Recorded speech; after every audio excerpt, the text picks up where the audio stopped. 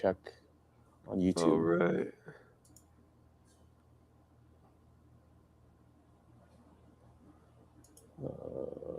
Is it live? Don't see anything on my end. There might be a delay because it is showing live on my end. I think there's just a delay. Oh, okay. All right. Well, we have no viewers right now, but it's okay. Hopefully some join. Yeah, hang on. I'm gonna see if I can get this up on my. There we go. Let me just post this link. All right. Get everybody in here, and we'll have some viewers in just a sec. Oh, nice. Yeah, I'm gonna ice my back. Okay, yeah, I'm sure you're sore after. I know how it is at those big tournaments in the convention halls. Yeah, I like strained my QT. Yeah. I'm sorry. I was gonna say we could give it like 5-10 minutes for people to join, and then we can go from there. Yeah, we don't have to start. Yeah, I basically strained my back like on Monday. I played a tournament Saturday, Sunday, and then instead of being like a normal person, I trained with my friend for like 3.5 hours. Like we ended up playing 5 practice matches because I kept losing in deuce game 5. So I tweaked my back. So that's why I'm icing it. Yeah. That's all good. I get it. All right. Good. Okay. Stream. Oh, we have one viewer. Yeah, this is my first live stream on this channel. So we got Louie on the other end. Hey everyone, my first live stream as well. Here with Josh, aka Muscle Pong. Hopefully we'll do some match analysis, see what's going on. And I just pinged all my viewers, so okay, we should have some people joining soon. And I should probably pull up this live stream and make sure my chat's behaving. Yeah, I'll go to your channel to just double check it's working. Oh yes. I remember your so actually the reason I reached out to you originally was I had a commenter who recommended that I do a collab with you, and I was like, you know what, that's probably a great idea. Let me send you a message on, like, comment on your channel. And then he just chatted that he's happy he made it happen. Oh, nice. Yeah, I think I've seen guys, maybe people who play on my club, but I am really interested to see like what you have to say, just because it seems like you're really good at pinpointing like the root cause of problems pretty quickly. Yeah. You know, I feel like table tennis is one of those things where on the internet, everyone kind of acts like they know they know what's going on. But I think it's another thing, since you're a high-level player, to have someone that's a high-level player break it down versus just someone that's kind of like a mess.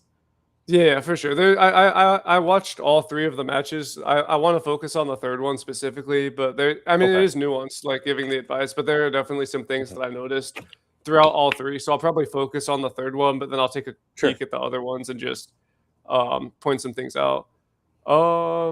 Morks diff, probably not right now, because I haven't touched VR table tennis in a while, but I think at some point, maybe within the next couple months. All right. We got some viewers in here. We're up to 16. Oh, nice. Oh, I have 7 actually. Nice. Mine 23. There we go. Cool. All right. So awesome. All right. Okay. So I guess we can just kick it off. Like, yeah, essentially this is the first live stream on the Muscle Pong channel, and no one better to do it with than Louis Levine, aka Louie, who's like the GOAT of video analysis. I think he's probably the best on YouTube at doing it. So, you know, your boy's been hard stuck at 1800 for coming up on a year now. So we're trying to figure out what's going on. Yep. And I'm Louis. I have also never live streamed before, so this is the brand new for me, but I'm really excited to be doing this with Josh. I think it's going to be cool. Out of curiosity, what was your peak rating? Like, have you just been stuck at 1800, or have you hit a higher rating and like went back? So yeah, that's a good question. Essentially I used to play short pips ago, and I peaked at like 1817, but it was a bit of a lucky tournament. and then I switched to inverted last year around like probably May, June, and my rating dipped to like low 1700s from 18.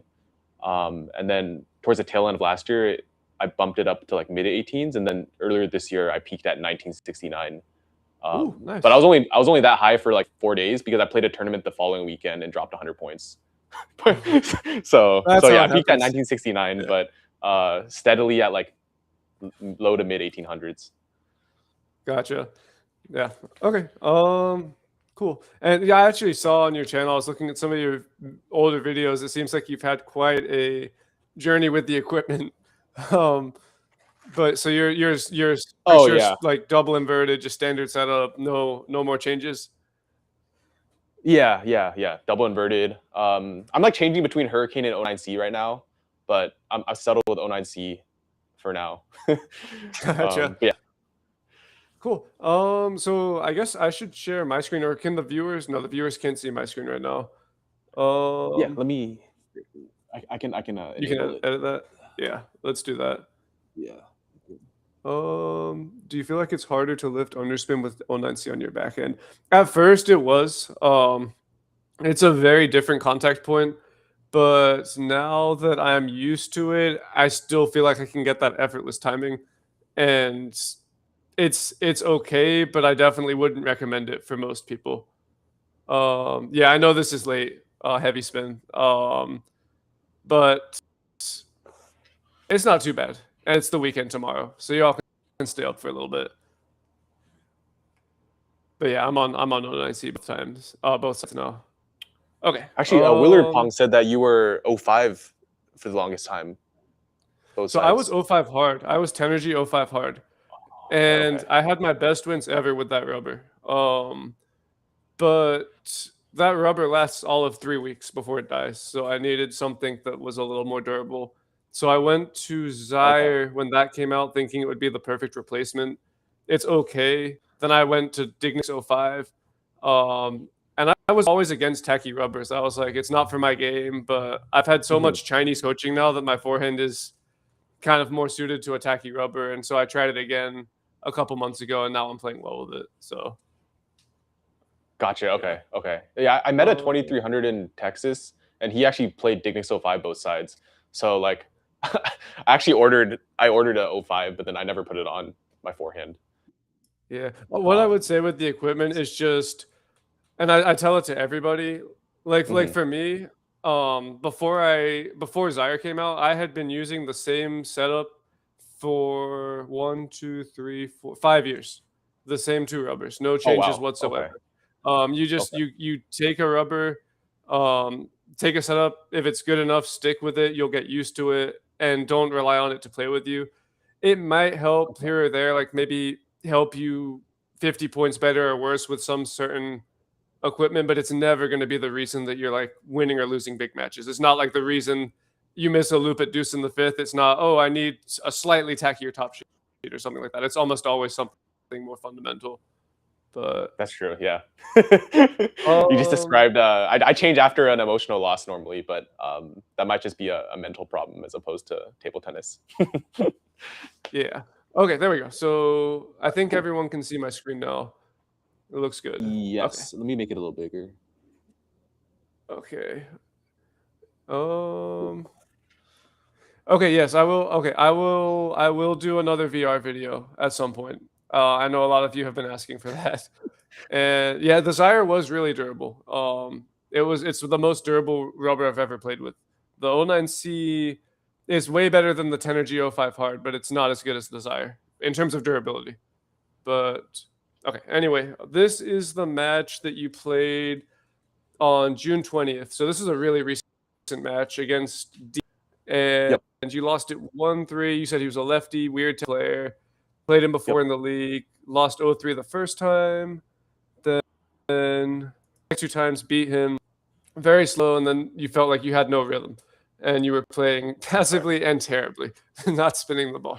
But there were some things that I wanted to point out throughout it. So what I'll probably do is just watch through, and then I might be a little bit quiet. But as I notice things that I want to pick out, I'll pause the match and kind of just mention what I want to talk about, and then maybe get your opinion on some things. And then once we're done, we can take a look at the other 2 matches as well. Okay. And then, wait, can you play it to see if I can hear the audio of the match? Oh yeah, that's a good question. Yeah, and actually, to everyone watching at home, can you all hear the sound on this? Hear the match volume? You might have to wait a minute or two just for the delay. Okay.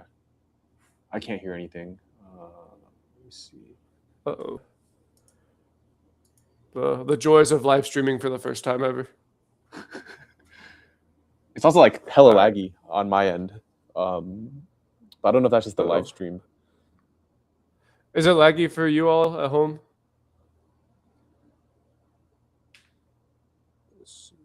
Okay.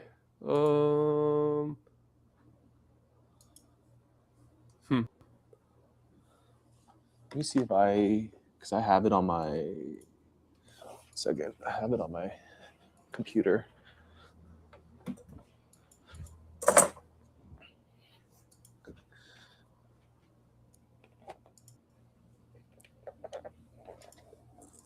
Technical difficulties. Yeah, it's laggy. So they're saying it's laggy. The video okay, inside. Let me try sharing my screen then. Let me see if this works. Oh, we got infinite screens. 26. Okay.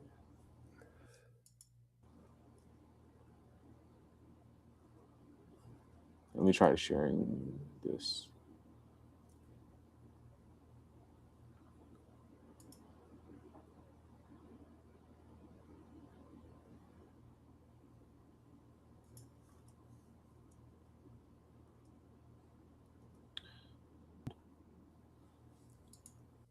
I cannot.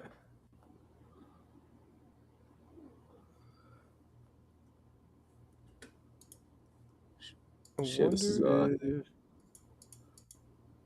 audio. Bear with us real quick. At least the picture on your end, it's not laggy, right? Because it's coming from my. Play it one more time.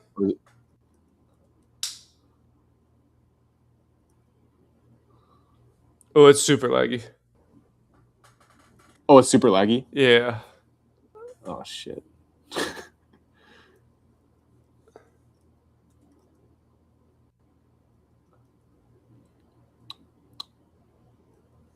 Like unwatchable? Yeah, just about unwatchable. Okay. If I stop sharing, try now. Maybe share your screen. I'll share my screen? Okay. Yeah, we're working on it. Bear with us, everyone in the chat. We're trying to figure it out. It's just the quirks of never having live streamed before, and we're dealing with some lag. So we should have it fixed in a moment here. We're just trying to figure out what's going on. Yeah, frame by frame analysis. It's still laggy? Still lagging, yeah.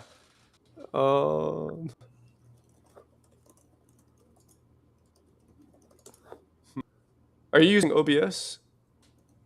I'm not. I think, let's see.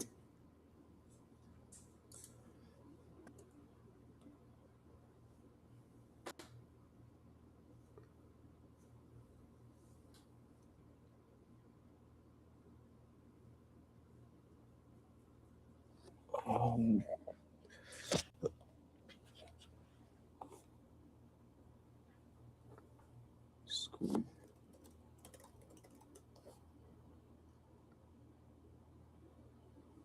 I wonder if I can. Let me try something.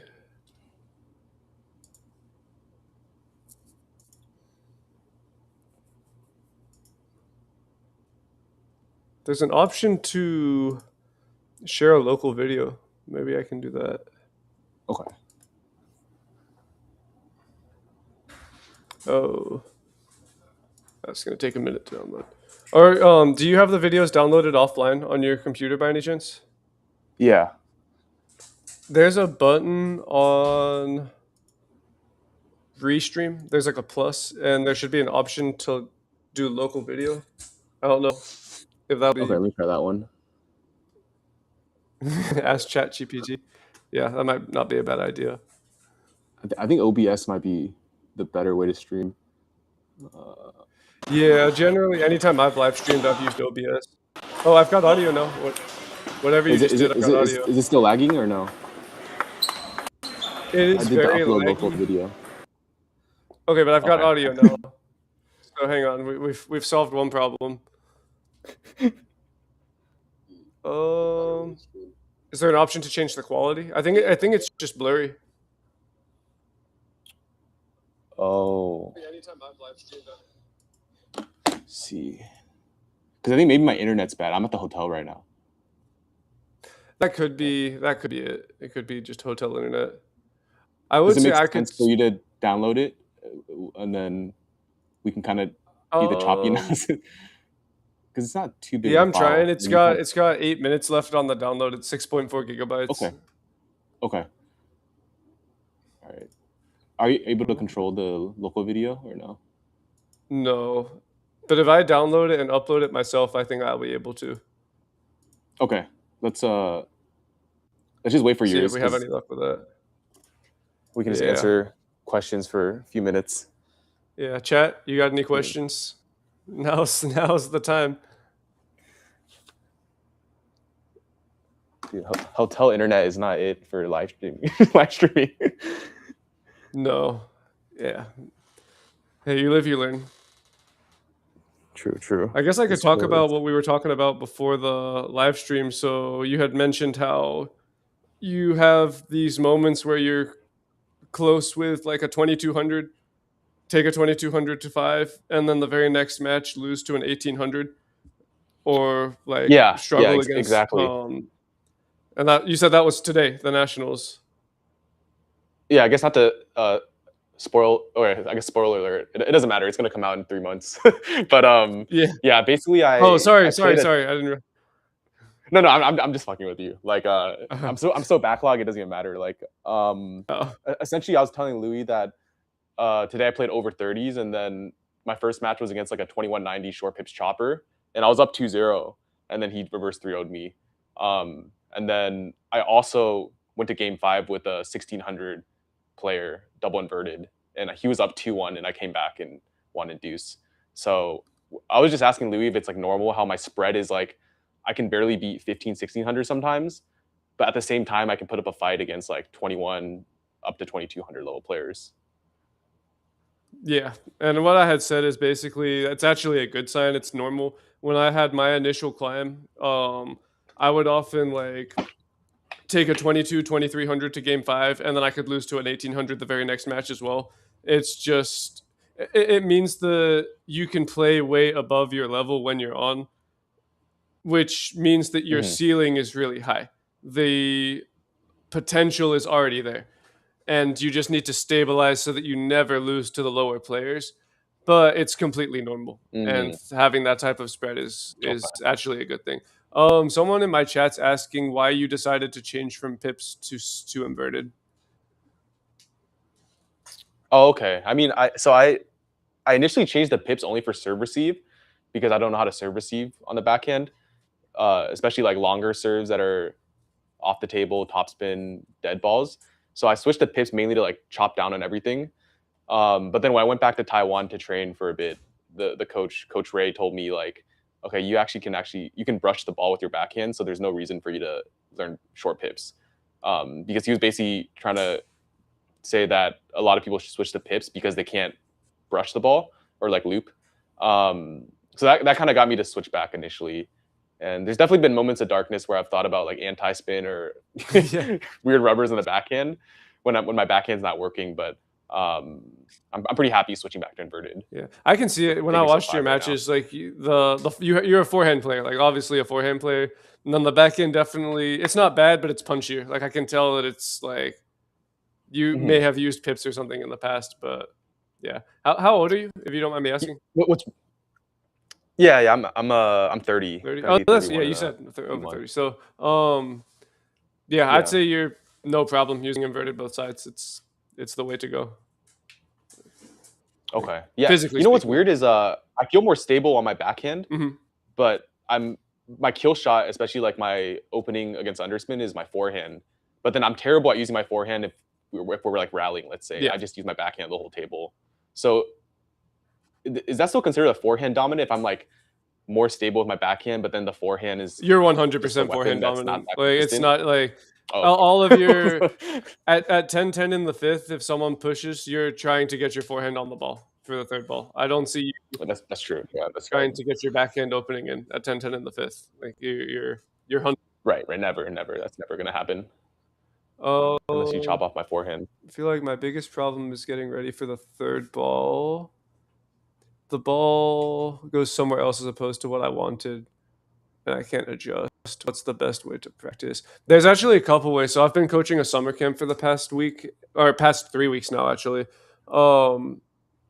If you've ever watched my tutorial on how to do the backhand loop, there's a section where I do a footwork exercise and I have the player start at the net post. So if you're looking at the table head on, you start at the left net post, or I guess it would be your right net post, and you take 3 shuffles, like 3 footwork steps from the net post to the backhand corner.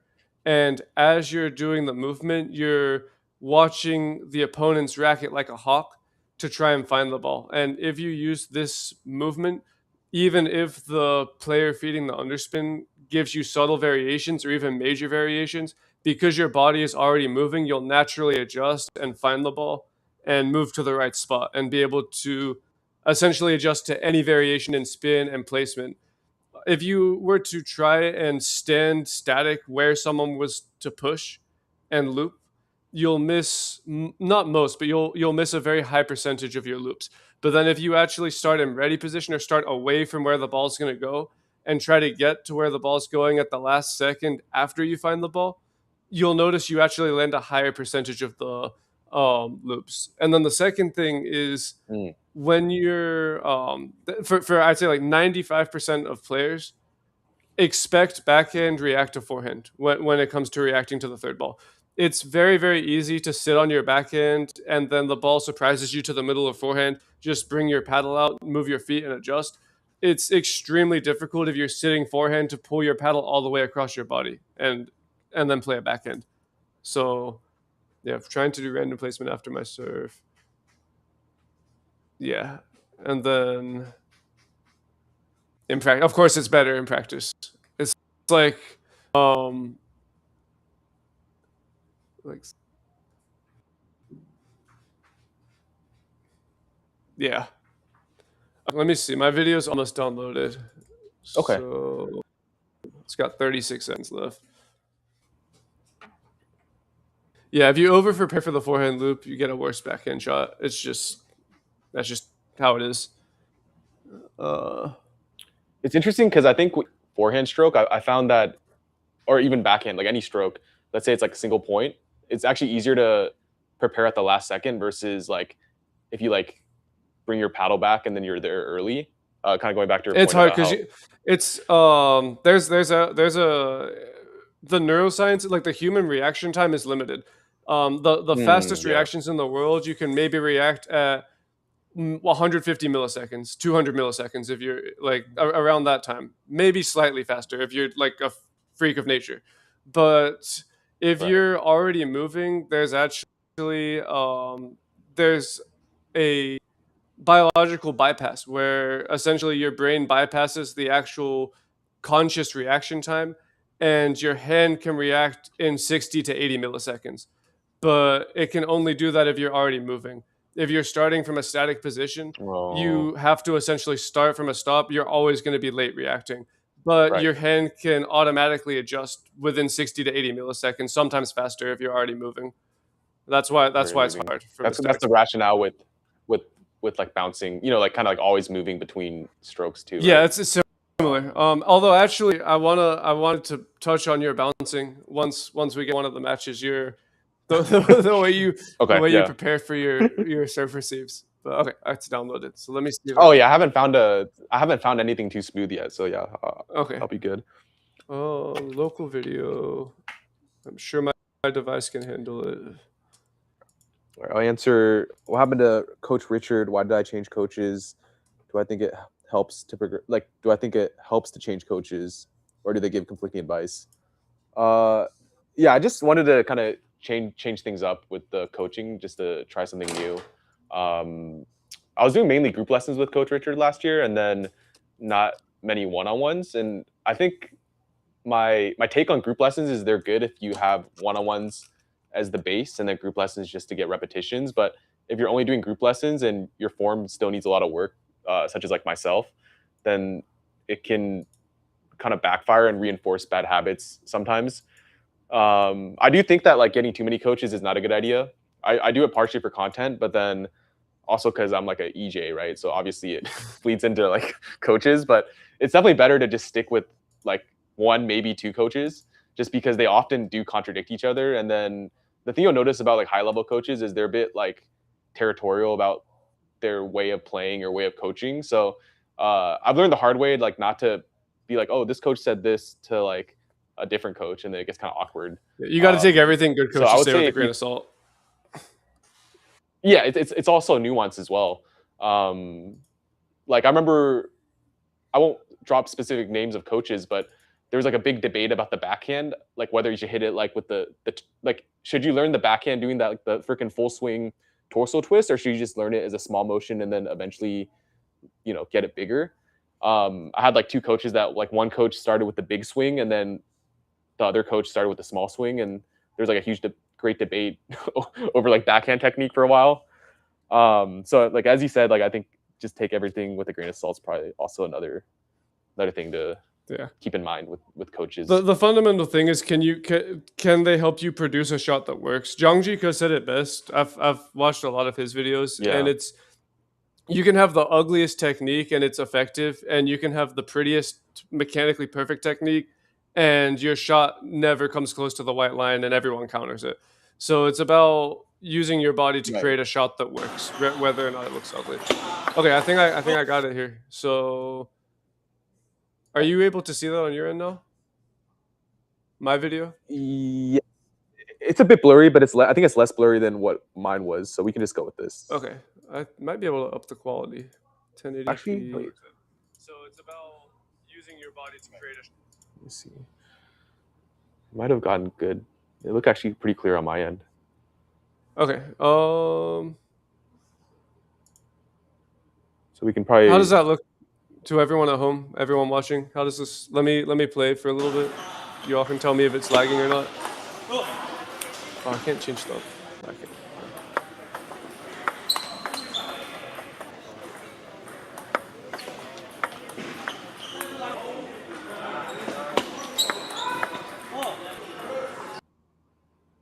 I think it looks pretty decent. Yeah. What's your chat say? It's not lagging. It's not lagging. It looks okay. I mean, it's a little laggy, but I think we can work with it. Okay. Okay. Cool. Cool. All right. There's no volume control, so. Oh, I can turn up your volume. So I'm trying to turn down the video volume, but I don't think I can. So I was just gonna. Oh, I can turn it down. You can? Okay. Yeah. Is it good now? Let me see. Yeah, that's okay. I think once I go full screen, the lag should fix a little bit, chat. But either way, you guys don't need to see it in 60 frames per second. The stuff I point out will still be useful. So all right, I think we've had enough delay. Let's go ahead and watch. So this is versus D, the awkward lefty with the weird rhythm, and then obviously this is Josh Mushelpong on this side of the table. So yeah, let's see what we got. I liked this opening, so this was good. This is okay.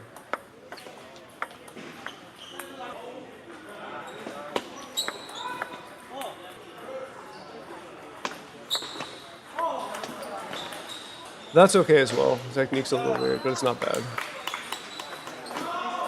So the first thing I noticed, just the first 6 points, obviously you're still getting a feel for the match. It's early in the game, but you didn't look for any serves to pick throughout the first few points. There was no aggressive, guns blazing mindset from the first point. And as a Mhm, two-wing looper with a weapon, your forehand is a weapon.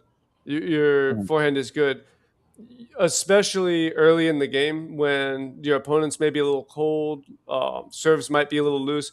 You should be looking for these serves that drift long and are possible for you mhm, to pick. And there were probably at least two or three that you could have punished, but instead, your instant response to all of them was to push and then hope he makes a mhm, mistake and block passively uh, once he lands his shot. But overall technique's not bad. mm, Yeah, let's keep watching. okay. Like that's actually a good example. Yeah, If that one you're came off hunting this stable. serve, that's extremely loopable, and then you're not stuck in Right, this awkward situation. You don't have to play this point at all. right. I mean, is that just like a mindset shift to pick off? Because I don't have. I notice kids have this mindset that anything long, they just pick it. I feel like I don't have that mindset of picking. I look to chop or push, but I don't know if that's just like a bad habit I need to outgrow mentally. Like I don't know if you've seen that before. Yeah, it's mental. It's nothing to do with your technical Okay. ability to lift the ball. It's your ability to not care if you lose 11-0, missing 11 forehand loops in a row, because you can Okay. Okay. 100% find these balls and lift them. Something else I noticed, the reason you're, and I mean, it's the cons of being a forehand player, but you can work around it.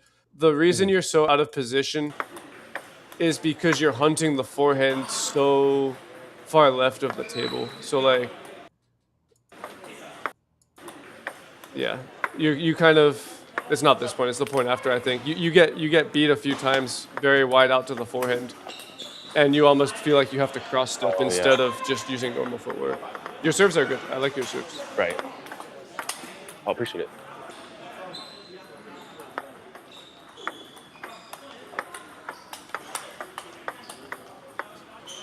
Mm. Yeah, so that serve where he serves it like as a lefty to my backhand long, Yeah, he kept catching me off guard on that one. I don't you probably noticed that. yeah. So that's pattern recognition. Your timing Okay. on these forehand loops, by the way, is sometimes quite late. Okay. So for the type of loop that you're going for, if you're going for a power loop, like um, essentially a third ball attack that's an aggressively early timing where you're threatening to put the point away, then the timing needs to be top of the bounce. And you missed one earlier in the game, and then you barely landed this Oh, shot, but it almost missed as well because you were late. I can't go frame by frame, unfortunately, but okay. yeah, it's hard to Yeah. see at the It speed, dropped. but It you're dropped a you're little. catching Yeah. it as it dropped, and it cleared the net by like a millimeter. And then you had one earlier in the game where you went for something similar, and it didn't clear the net. It went straight into the net. So if you're going for these aggressive Okay. third ball loops, then you need a fast ready position after your serve, and you need to take it at the top of the bounce. If you're going for a spinny opening, Yeah. like the more arky, deep on the table third ball attack, that's when you can take it Mhm. slightly after the top of the bounce, maybe as it starts to fall. Okay. But overall, I think I first just game don't you played adapt my well. loop. Like I think my all my loops I try to do that underspin kind of like loopy one, even if it's a high ball, which is not correct. Yeah. Yeah, Okay.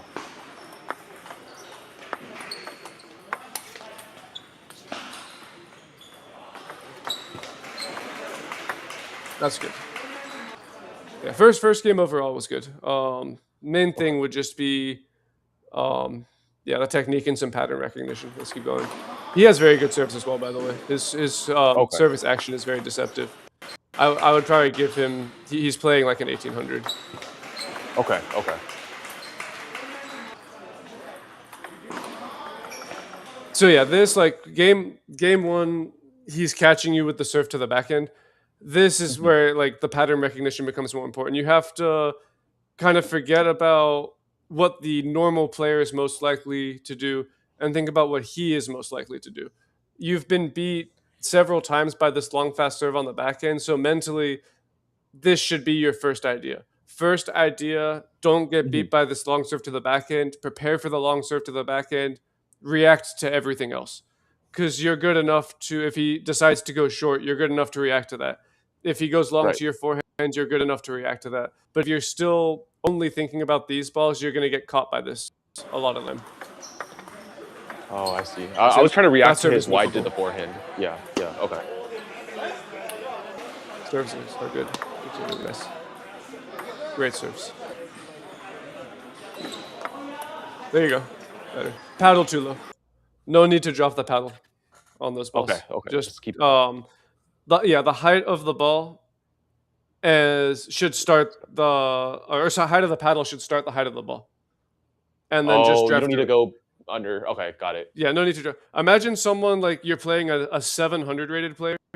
They toss the ball and they give you a beginner serve to your forehand. Where would you start your paddle against the beginner serve? If it's just a beginner dinky topspin serve and you're driving it. Yeah, just higher up, high to the ball. Like it's the same against this type of serve. Just start your paddle high. Okay. Obviously, finish your form. Bring it to your left eyebrow to get the topspin. But yeah, and then this again, like it's pattern recognition. He's almost exclusively serving you long, but you're still not hunting the long balls. Okay. That's good. Yeah, same. It almost looks like you're scared to lose as well. Like visibly, it looks like you're playing with something to lose. You're a little bit tight. You're not. Right. If this guy was rated 2200, you'd be going all out. Like you'd be going guns blazing, trying to hit miracle winners. You don't have that here. It's a little timid. Okay. Yeah, not bad. Yeah, same. Several times. I like chopping that. Yeah, it's mental. It's you can read the spin. You're scared to miss. There's actually a drill you can do to get better at it too. That'll give you more confidence in these situations. That's a really nice serve.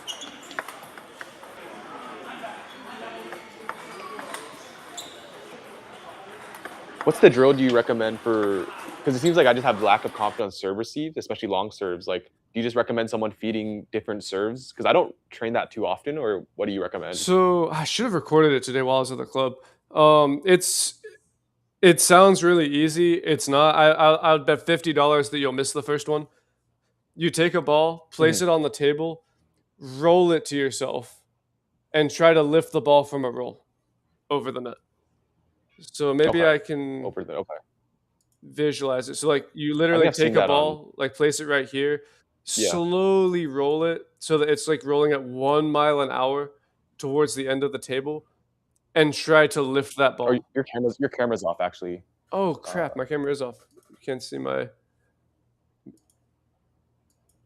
I wasn't sure if I'm drawing. You're going logo man this stream. Okay, hang on. I don't think I can share my screen, can I? I've seen that.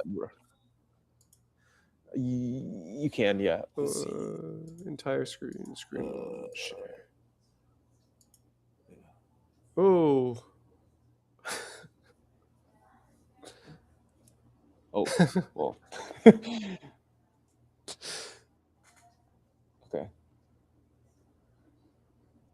Oh, wait, why does it go in infinity mode? Okay. I did something. Okay, every time I... Okay. Oh, here we go. So do I have my pen now? No. Yeah. Oh, actually, it goes and then it's like infinity mode. This is not...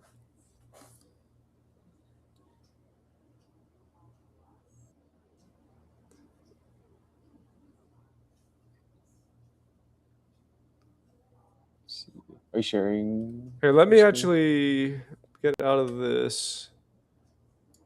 I'm still sharing my screen. I'm gonna open Paint. Okay. I can see your screen now. Can you see my screen now? Yeah, it's in Paint. Okay. So that is too big. I guess I can draw both drills here. So this is your table. You take a ball, you place it right here. You roll it literally 1 mile an hour towards the end of the table. So it's just slowly creeping this way. And then as it gets to the end of the table, you try to lift it with a forehand loop. Obviously, be very careful not to break your hand as you do this exercise because you're looping right at the table. But if you can consistently loop this ball 20 times in a row, you can catch any long serve or any half long serve, or really any half long ball in the rally. Interesting. Okay. And then if you really want to test your abilities, it's harder, but you can do the same to your backhand. Take a ball, roll it to yourself at like 1 mile an hour very slowly. Once it's at the end of the table, try to lift it. And actually, everybody at home, I'm shocked if anybody here can do it on the first try. It's extremely difficult, but once you have the timing, you just have it and you won't lose it. Yeah, I should have a table P in the future. This rinky dink drawing. It's pretty good drawing. It's not bad. It gets the point across. Yeah, I can go back to the. Yeah, something that I can do by myself as well. Yeah. So, and if there's a specific placement that you're uncomfortable with, like you literally just roll the ball to that placement. So if you're getting beat, like here, then take a ball, roll it at 1 mile an hour this way, and catch it right here, and loop that ball. And you'll be surprised how small you're able to play and still lift the ball and have no problem. And it's extremely helpful for picking these types of balls. Okay, we can go back. Would you say serve receive in general, it's better to have a smaller range of motion? Always small, unless you have the perfect read on like exactly what your opponent's going to do. There's no reason to wind up and take a big swing on serve return. Okay. Yeah, even like if you're going for backhand flip, you use full wrist extension, but it's not like you're using your whole body and ripping the ball. Like any serve receive shot has to be relatively compact. I did want to talk more about your serve receive, but I'm going to wait until you're back on the other side of the table. Okay. I don't remember where I left off, but we'll start watching from here. Okay.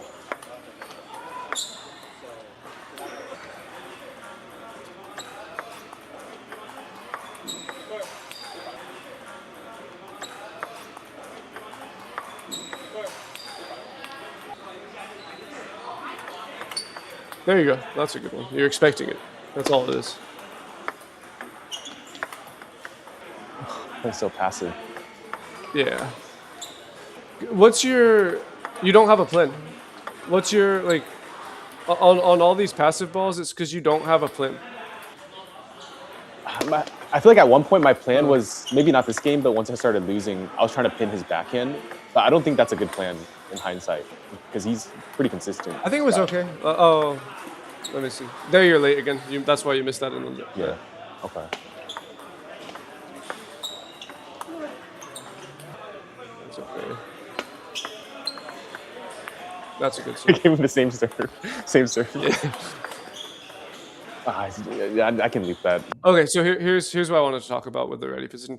I wish I had the frame by frame, but it is what it is. You almost like the tennis term is split step. There's a similar concept in table tennis where you have like that step before the serve receive, but you actually take two. You take the step into ready position, then you take another jump as the player's hitting the ball, and it makes you really susceptible to unforced errors if you're surprised by the location because your feet aren't touching the ground in time to start your movement.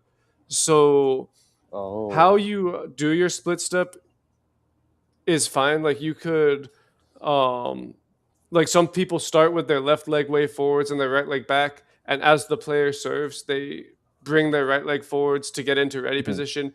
Some players just start with their legs even, and then as the player is going through their serve motion, they jump a little bit, but you do it too late and you do it twice. So it's always like, I don't know if you can see it there. Oh yeah, I saw that. It's like a one step and then a hop. Yeah, and so you're always jumpy on serve returns. It makes you very jumpy and twitchy when the ball doesn't come right where you expect it because you have to react in such a short period of time to find the ball. And so that may also Yeah. be why you have a hard time picking the serves and you end up just kind of stabbing your paddle at the ball. That's a good forehand, by the way. So, Very nice forehand. so do you think the like going back to the split step, is the timing correct for the like?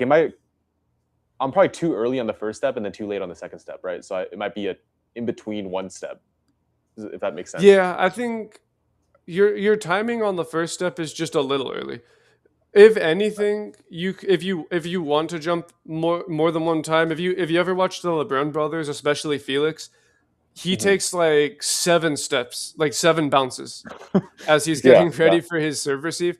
But really importantly, they stop at the right moment. So once the opponent's Oh, contacted the ball and the ball's coming at him, he's not continuing to bounce up and down as he's trying to find the ball. So if you feel like you need to do this to stay loose and keep your reaction time low, then you can keep the second step, just start the first step even earlier so that when you do the second step, it's right before you can react to the placement and start your movement, if that makes oh, sense.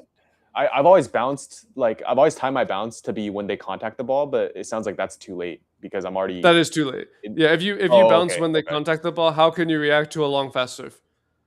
I mean, a You long can't. Yeah, fast serve comes I to literally can't. the yeah. Backhand, right? It's Or you forehand. can't. Anyway, even to the backhand, you'll be late because if your feet are in the air and the serve is coming at you Mhm. fast, you can't break the laws of physics and increase the speed of gravity to get back onto the ground and Right, move. You need to right. be on the ground with the ability to push off of your muscles to move to that ball. Oh, that So might be why I'm so like always essentially, kind of like late. yeah, essentially your step should be at the exact timing to where you have enough time to react to the long fast serve. Any earlier and it's too early, any later and it's too late. The exact timing where their fastest serve, you have no problem. And that's the optimal time that you should start moving to find the ball. Okay. So like theoretically, if I were to do what I'm doing now versus just no preparation step, it's almost better if I don't do any movement before because at least I'm not like in midair when the ball comes, right? Like Yeah, obviously that's obviously not ideal moving either. a little bit is better, but compared to what you're doing now, being Yeah. still would actually be better. I mean, think about like imagine you were playing a 1200 rated player and you were Mhm. just practicing at the club. It wasn't even a league match. There's nothing on the line, and you're just like trolling them. Mhm. You're messing around, having fun. How Right. would you receive their serve? Like how what would your approach be to receive their serve? You'd be standing there, relaxed. You Right. wouldn't have any of this crazy bouncing.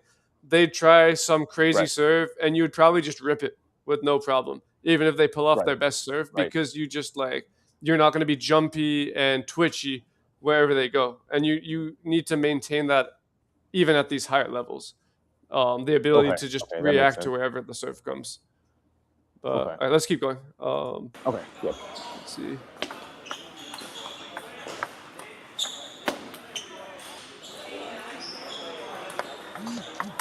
Uh,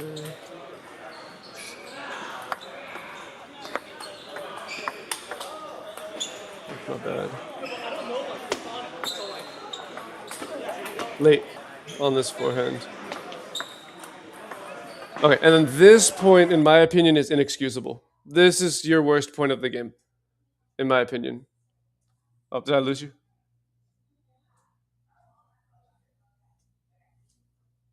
Oh, we lost Muscle Pong. Um,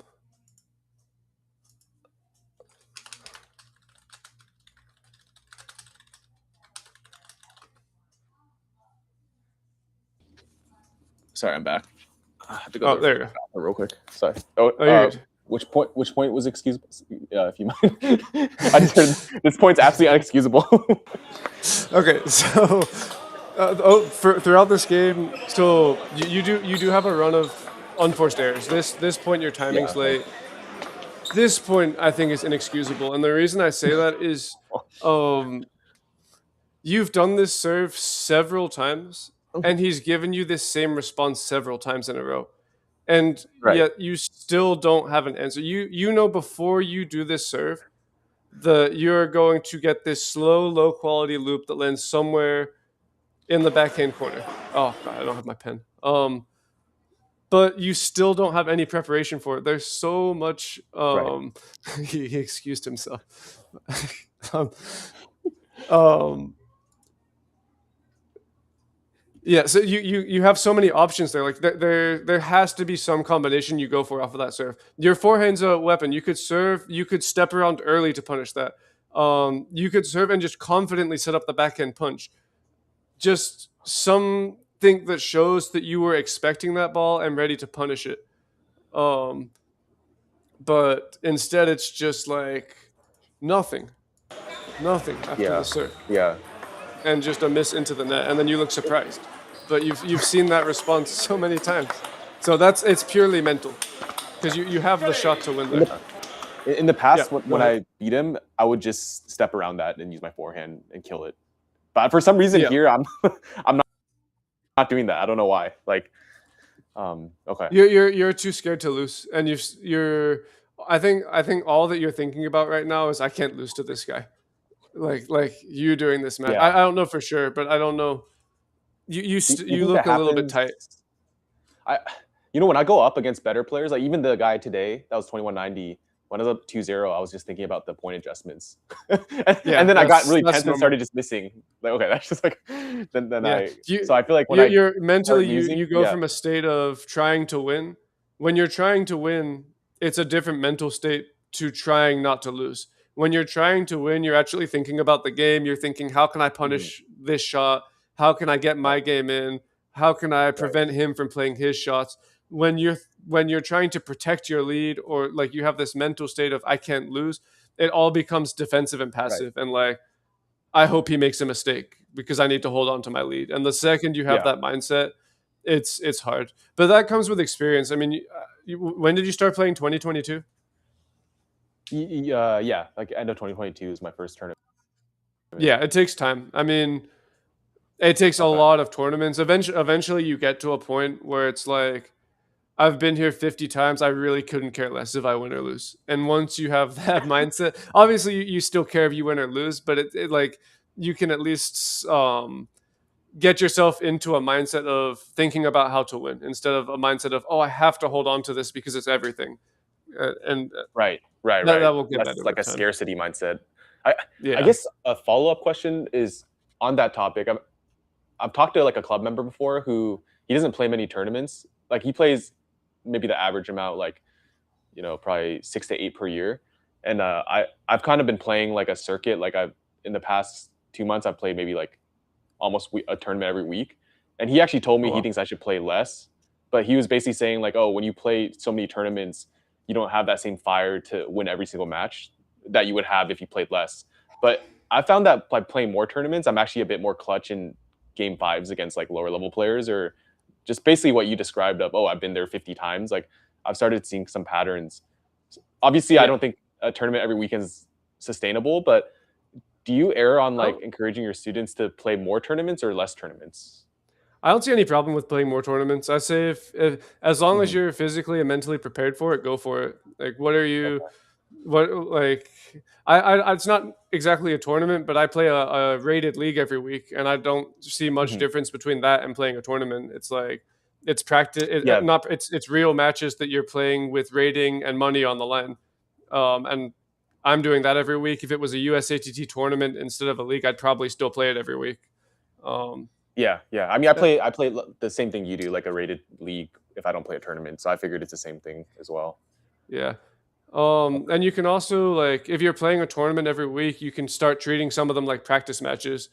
I guess the only Oh, that's thing true. is if the only time you're playing matches is tournaments, then it's not enough. You need Right. to have time to just play practice matches because that's when you can say I don't care if I lose. All I'm going to focus on this match is my backhand loop, or like you can focus Mhm. on something really specific that you think is holding you back, and not worry about the results at all, and essentially allow yourself to lose just getting better at the shot. Whereas if you're only playing tournaments, you might never give yourself those opportunities because you're just worried about Right. your rating. Okay. Okay. No, I think that makes sense. Yeah. All right, let's It's a keep good explanation. going. Cool. Yeah, this is kind of the same. It's like you should have an answer to these serves at this point. It's predictable from him. Oh, I start showing. Yeah. Yeah, it's tournament. Do what you have to do. I should You start made a showing good from the comeback here. I point. remember. So, I was gonna mention this too. Your forehand balance, I think, needs to be more biased towards your left leg. You transfer a lot of your weight onto your right leg prior to looping, and especially early game one is when it was most prominent. What ends up Mhm. happening is you try to loop, and your left leg is almost flying in the air. A lot of these loops, your right leg is planted, and your left leg goes up in the air, which means you're transferring your weight Yeah. onto your right leg, and you're not fully transferring it onto your left leg. Um, Only transfer the amount of weight to your right leg that you can confidently transfer to your left leg. Otherwise, you're just transferring that weight there for no reason, and you're off balance, falling to your right. And in these quicker rallies, especially Okay. against topspin or when you're under time pressure, Mhm.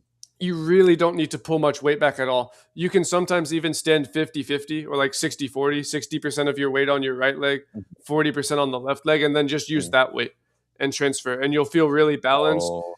If it feels like you're heavier on your left leg after the forehand, then your balance was good. If it feels like your left leg is up in the air and you're falling to the side, you've over transferred your weight. Yeah. And then even if you land that shot, just one block to your backhand and you lose the point. You're done, right? Okay. Okay. Do you, do you think on the forehand, like I've gotten feedback from people that like like sometimes my arm will kind of like scoop, like kind of scoop, Yeah. and it's not like a straight line, just to get the ball on the table. And I think it happens more in matches versus like in practice. I think in practice it's more or less the same, but then in matches it does kind of weird things. Is that normal that you see in like 1800 level students, or like how do you fix the weird arm thing I'd for say adult maybe learners? I don't know if you like 25% encountered of that. people just develop that bad habit for some reason. Okay. So if Okay. you can do it in practice, but you can't do it in matches, it's mental again. It's you're so scared to lift that you feel Okay. like you need to make a semicircle with your arm to scoop the ball onto the table because you Right. don't trust your technique. Just think Oh. about uh, um, the way to kind of ingrain it in the muscle memory is to simplify it. You have a starting position for your shot, you have a finishing position for your shot. Mhm. You need to draw a straight line between the starting position and the finishing position. Every time you play a shot, you should consciously be aware, did I actually draw a straight line or did I pull my elbow and Mhm. wrap my arm around the shot? But if you can do it in practice, you can Okay. do it in games. Even at a high level, even at a professional level, though, occasionally a player will get Mhm. tight and they'll use their elbow to lift the ball. And sometimes you can make it Right. work and get it on the table. It's not the end of the world. Sometimes it's just a bad habit, but obviously it's not the Yeah. most optimal way to play a forehand. Outside Okay. of Okay. receiving, That makes sense. yeah. Outside of receiving a lot of serves in practice, are there drills or exercises to help with serve, receive, pattern recognition? The hardest part is predicting and getting into position. So the pattern recognition in matches has to happen against a specific opponent. So like let's say I'm playing someone, the first maybe 5 or 6 points of the game serve receive, I might make a couple of mistakes as well. Like I may not know exactly where he's gonna go. But most players, very, very few players suddenly change what they're gonna do with their serves. If they've given you a certain type of serve the first 3 or 4 points of the game, chances are every single serve for the entire rest of the match is going to be a similar type of serve. So once you have seen a few of those serves, whatever you've done in practice kind of goes out, not goes out the window, but it's like you just have to expect what they've been doing to you until they prove they have other things they're going to do. Um, in terms of more stuff you can do in practice, what I like to do is give like a range. Like I'll ask my practice partner to maybe serve 70% of the table. So like 70% of the backhand corner and then just ignore the 30% slice of the forehand corner. And then wherever the ball goes, I'll try to backhand flip and see if I can get there with my backhand. And then normally even then it turns into pattern recognition because everybody has certain tendencies of where they like to serve or what they like to do under pressure, and you just have to be extremely quick picking up on it. Scooping also happens when taking the ball too. Oh, yeah, it does. It does. Okay, let's keep going.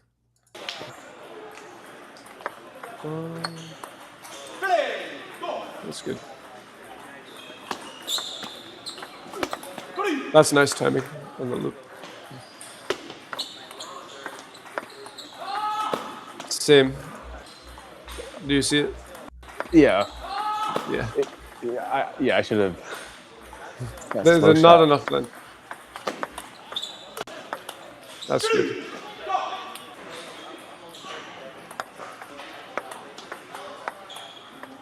That's good. Yeah, you played well there. Nothing to lose. That's why. Off. Yeah. Yeah, and then you way over transferred your weight onto your right leg there. Right leg. Just overcooked the shot.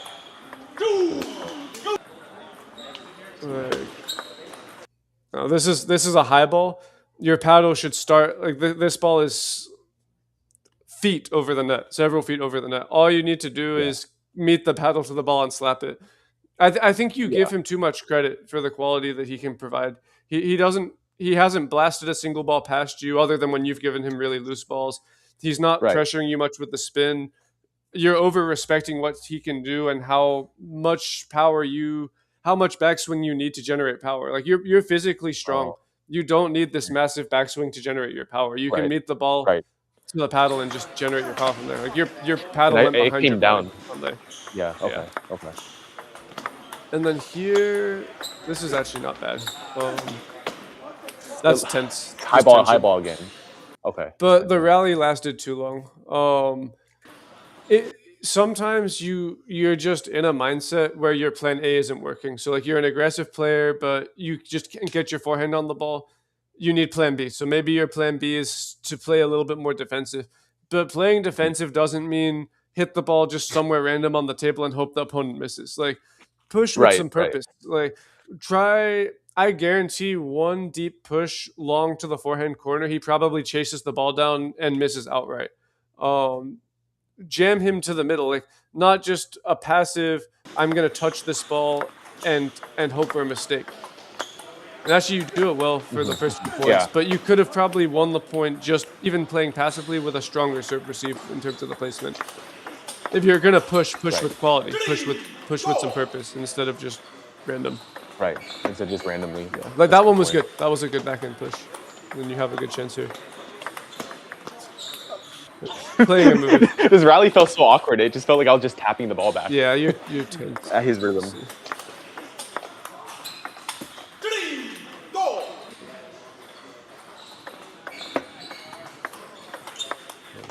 Yeah, you're over respecting his backhand. Your forehand is so rushed when he's essentially giving you the backhand drive that someone would give you warming up backhand to forehand.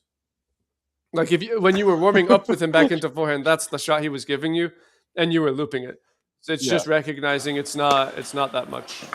And again, it goes back to you're thinking, how can I not lose? You're like panicked and thinking, oh, he's gonna play these crazy shots. There's no thought of what can I do to exploit his weakness to generate some points. It's just pure reactionary table tennis. There's no guns blazing mindset. Right. That's a good push. That was a nice one.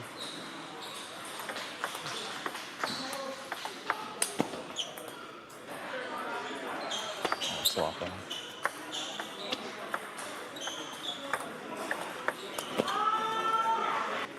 He's predicting you. You've played the same pattern too often. He knows exactly where you're going. You only play to his backhand. Yeah, I was just giving to his backhand. Yeah. And his forehand is actually stronger from the backhand side than it is from the forehand corner. His forehand is weak from the forehand corner. His forehand's good in the step around. In the step around, yeah. Yeah, you can actually see it there. Look how bad his forehand is. Not bad, but like look how uncomfortable he is when he sees the ball coming to this forehand corner. He's lunging about. Oh yeah, he's reaching for it. He's only comfortable when he gets to step around. Okay. He's standing super central now, I noticed. He is. He's playing well. He's playing good table tennis. Yeah, these balls are not too hard. I think part of it may also just be repetition, like seeing these types of balls more. I mean, so like when I get into, so I notice against certain player types, I get into these like tapping rallies with them. Is the solution to just start trying to add spin, or is it just to like step around and take a riskier like, forehand instead of like whatever the fuck I'm doing right now? Yeah, the rally's lasting too long. I mean, yeah, I would be trying to win the point by the third or fifth ball. Ideally, the third ball. okay, On his serve return, I'd probably be winning every point on my serve return. His serve drifts long, I hit a winner. His serve drifts half long, I hit a spinny ball. Maybe he blocks it, I hit a winner. Even for me, like if your first shot is tentative and kind of passive, every shot that follows will be a similar type of ball. If you go into the first shot with this really aggressive, high quality mindset, and then the rally happens to be really long, every shot in that long rally will actually be really high quality and you won't have this tapping rally. But if you have the first shot as a tap, then it works. Your brain says, oh, this tap works. And then you try that for every shot in the rally and just hope for the mistake. You can let the ball bounce. Like, it's almost like an inertia. Yeah, it's inertia. It is. That's a good way to put it. Okay. I think you came back again here, right? Yeah. Almost. This is too predictable. Yeah, I'm just... Yeah, then I try to change and miss. There's also not enough risk on the serve. Like your serves are great. You don't win enough points outright on them. Like you have the touch to add so much more pressure on the serves. Like something just to make him respect your normal serves a little bit more. If he knows where your serve is going before you've hit the ball, it loses its effectiveness even though it's a good serve. If he's also shaking because he's worried you could drill one fast into his backhand or shoot one fast to his forehand or lock him up in the middle or go unbelievably short, just a couple variations, and it makes your normal service better. And especially when you're down, that's the time to sort of take more risks on the serves. Really try to add pressure and make him take a step back and guess a little bit more. Okay. Let's see the comeback. Almost comeback. Almost. Honestly, at this point, I had kind of mentally given up, and I was just I was like so far behind. I was like, I'm gonna stop thinking. Elbow is popping up there on the forehand. It's not bad. Popped up, yeah. Yeah, and then passive. The second is 10-10.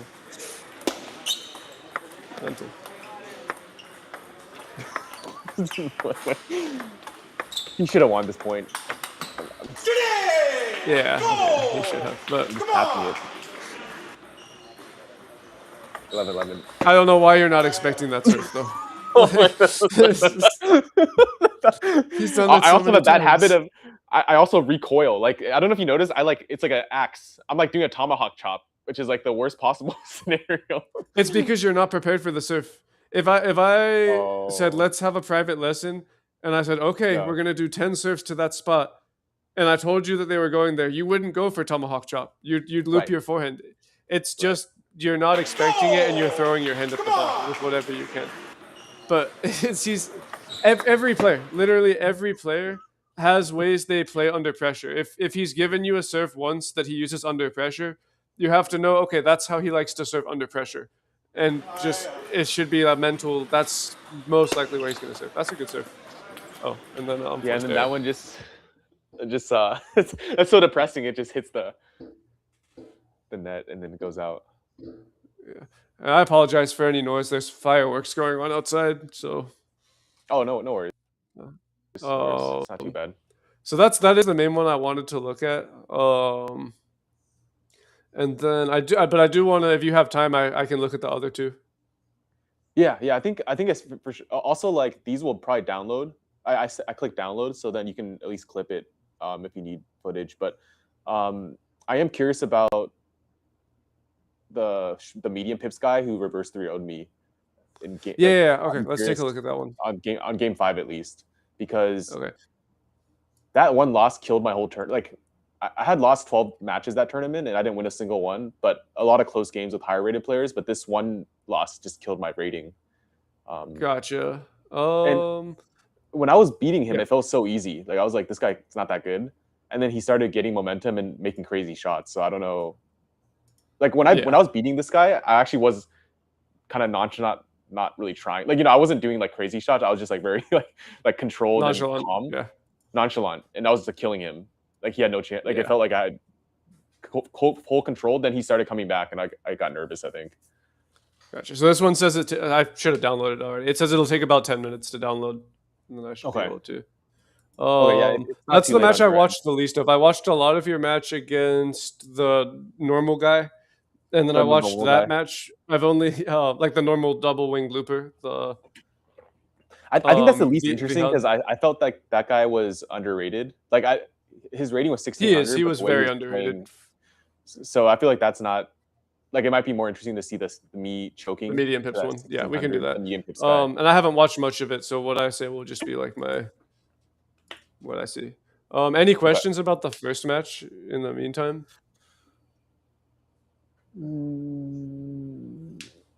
Not really. I think your explanation makes sense. Like, in a sense, like he didn't really beat me. I kind of beat myself. Like, Yeah, did well this match, compared to maybe his baseline, but it was just me kind of being scared to like lose, right? And then, yeah, not putting quality on yeah, the ball. You know yep, what's funny is this yeah. guy lost like 60 points this tournament, despite me giving him 30 to 35 points because he loses to like kids or like 1400s that play really fast. I can see that. Yeah, So it's like he gives like certain players like myself who are high rated a lot of trouble, but he also just loses and can't beat like 10-year-olds somehow. I can see it. I could see him Yeah. being susceptible to time pressure because the 10-year-olds are probably just bashing the ball cross court with no strategy, and the second they bash the ball to his wide forehand, he misses. Right. Oh yeah. Because you said he likes to camp that backhand corner.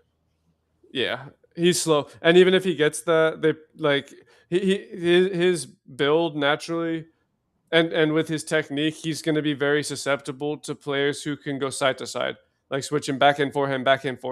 There's no way he can get to a Mm. lot of those balls, and that's all the kids do. It's just like bang, bang, bang, bang, bang, point over. Oh, okay. Yeah.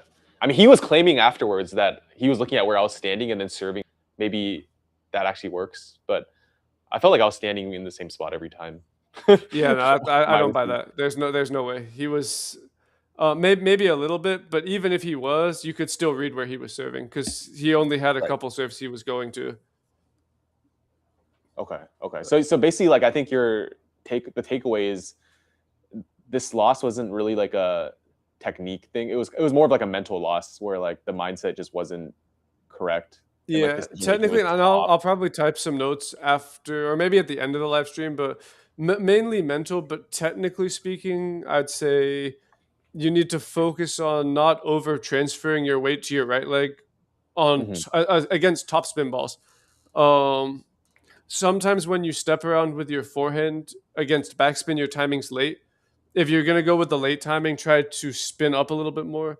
If you're going for this Okay. aggressive like boomba forehand, then the Right. timing needs to be top of the bounce at the absolute highest point to help get your shot Okay. over the net. For the ready position, you need to get more comfortable with the rhythm. Hmm. So not like having your feet in the air as he's contacting the ball. That's just a tad too late, and it makes you susceptible to the long fast serves. And then Right. mentally, I mean, it's kind of technique is picking long balls. Um, just from 0-0 game one, very first serve, hunting for long balls. Okay. Is his Okay. actually it you think it's short, but it's drifting long, and you can loop it. And then again, that exercise where you roll the ball off of the table Hmm. and Yeah. lift from a roll. How many of those in a row can you do?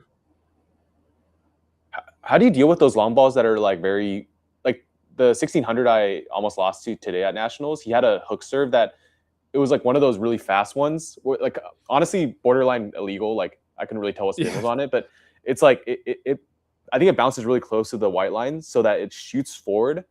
And I was kind of doing like a weird half like a scoop if it was like underspin or if it was topspin just kind of going like that. but I felt like all my returns were such low quality that like if he was a stronger player, he could have killed me on the third ball. Like I don't know if you know what Yes. type of serve I'm talking about. I know the surf, yeah. Okay. If it's topside, you can actually it's almost like a block, except it's a Okay, block you with just some block it follow back. through, and you can like drive through it.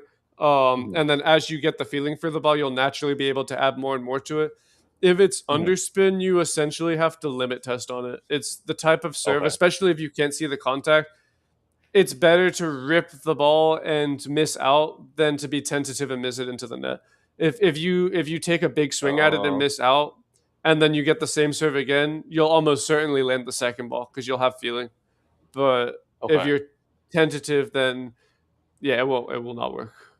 So you would just step around that one because I normally just stand like Yeah. on my serve receive. I Was stand he in a the middle of lefty the or a table. righty? He was a righty, so it was righty to righty.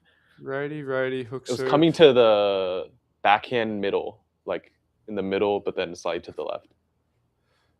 Depends how I'm Was it? feeling. I mean, that Mhm. level it wouldn't make a huge difference. At a higher level, it would depend how I feel in the rally. But I Okay. could both step and backhand, even though it's long. I could like backhand open like a backhand loop or like a banana, or I could Banana. Okay. step and play my forehand. I'd probably take it inside out against the spin and Oh, just go into like the this way, backhand. right? Yeah, like a fade shot. If Okay. it's that long. So But in terms of the right spinning serves, if you're gonna loop that, you normally need to fade it this way, right? With like the hook serves and the it's more reverse comfortable. You pendulums. don't need to. Hmm. Both are fine. You just have to like if you're going cross court, the spin's also dragging it to the forehand. It's risk. You're susceptible to missing to the left. Okay. Okay. It's doable. It's just if you want safety, go for the backhand. If you think you've Hmm. got it and you can hit the winner, then by all means go to the forehand. It's just Just go to the it is forehand. harder Okay. to go that way. Okay. Okay. That makes sense. All right, chat. How's the live stream? What do you guys think? How are we doing? We got 28 on mine. How's yours? Uh, I think it says there's 64 total. Let me see how many are in Ooh, mine. nice. I'm actually this is a bigger That's turnout than I anticipated. that is a big turnout, I have especially for this time of day. That's good. 42 on mine, and then you Ooh, have 20. nice. I'll here to see you roast me, man. What's up, Michael Walsh?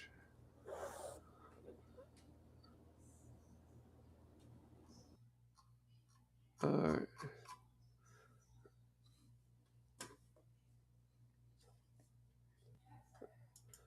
I wouldn't say I'm roasting. Your game is good. Just for the amount of time you played, 4 years in your 1800 as starting as an adult. That's impressive.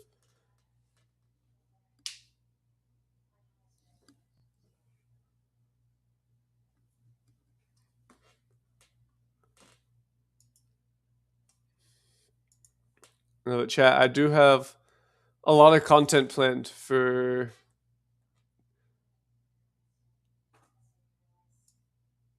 Oh, and don't go anywhere, chat. We're still gonna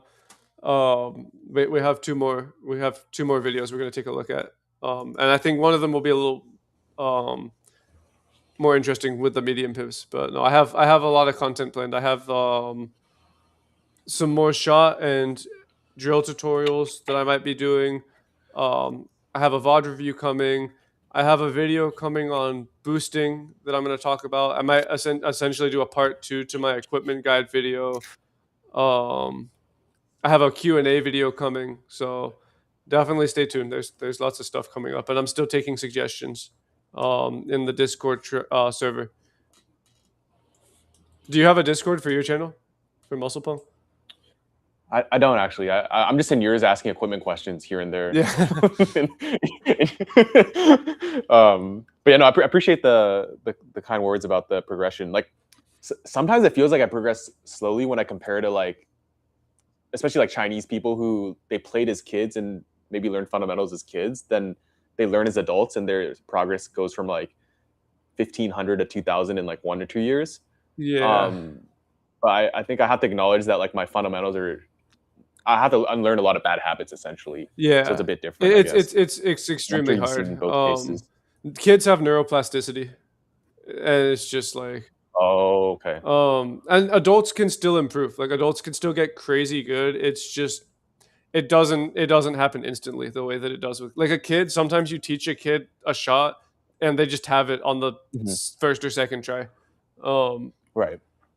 Even for me, like so I didn't start playing seriously until 2015. I was 14 years old.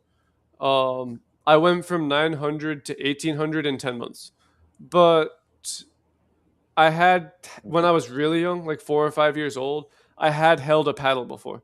Like, so I had learned like basic forehand drive, Mhm. backhand drive, forehand push, backhand push. So I had never like played. I had never played a tournament, but I at Mhm. least had hit a ball before. So I had some fundamental feeling, which I think helped me improve fast. And I know if I didn't have that, even for me, like anyone, it just takes longer because it's Mhm. just harder to learn things quickly.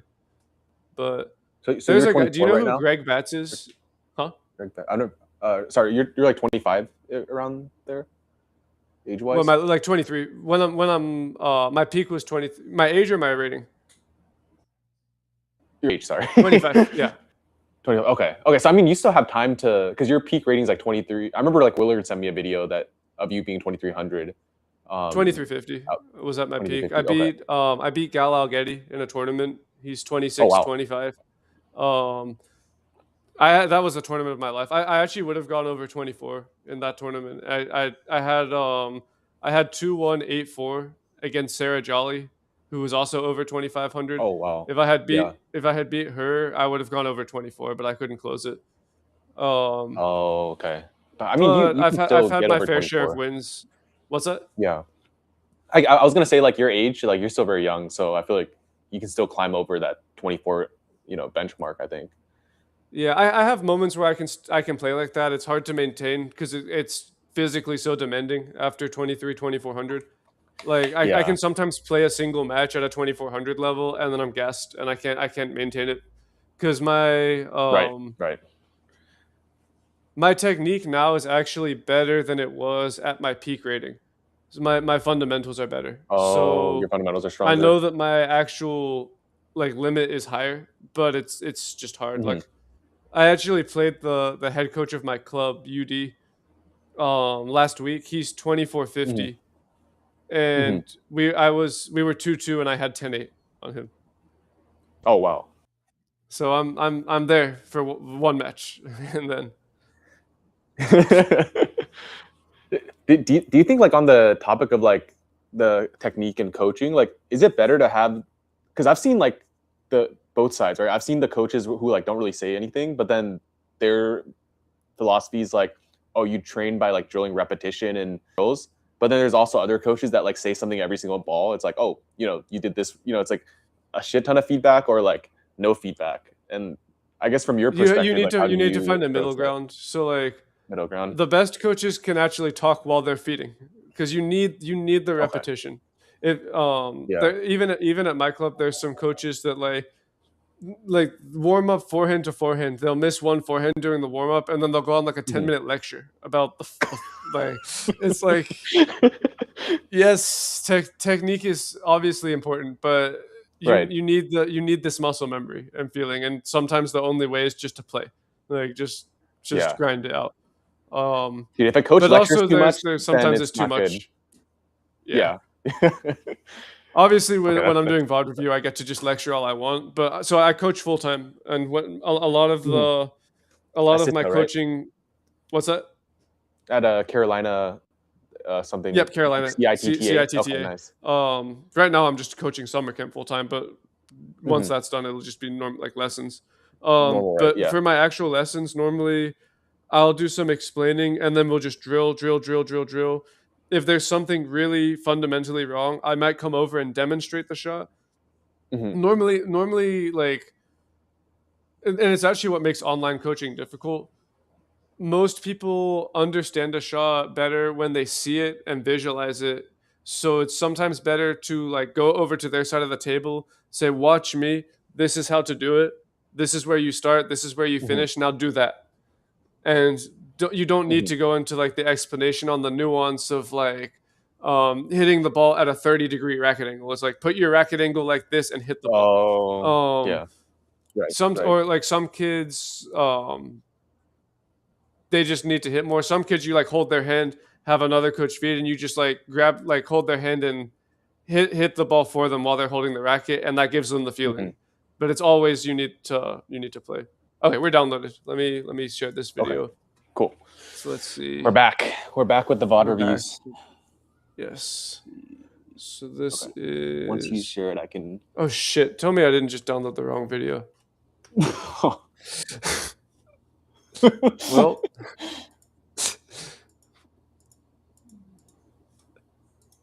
I downloaded the one against. Oh, did you download the 1600? Oh, the Vihan. Okay, we can. I mean, I was gonna take a look at both anyway, so I can download the other one and I'll take a quick look at this one while I'm downloading that one. Okay. 13 gigabytes. Okay, that's gonna take a while anyway. All right. I just unnecessarily have them in 60 FPS. All right. So we're now hopping into the second video, which was actually an older match, but this is against a college student, Vihan. All right, there we go. Honestly, I saw this guy's ready position, and I was like, "There's no way he's 1600." Well, the thing is, he really wanted to play me because I guess like it was my YouTube, and then he came out like super guns blazing. Yeah. And I heard he had a good forehand, but I didn't actually watch him that closely when he was playing other matches, and I've honestly never watched his game. So when I felt the quality of his first few balls, I was like legit shell shocked, and like it took me like 2 games to settle down and realize what I was dealing with, and by then it was a bit too late. Yeah. This is this guy's 1600. For what it's worth. From my like when I said in your first match you need to come out guns blazing and just be looking for balls to pick and hit. He had that mindset. Like your opponent has that mindset in this match. That's what you need. He opened. Okay. Yeah. I won't point out too much on this one from the other one. But okay. Yeah, he came out hot. That's like, how is that so skinny? I mean, he does use the W968. No. It's not.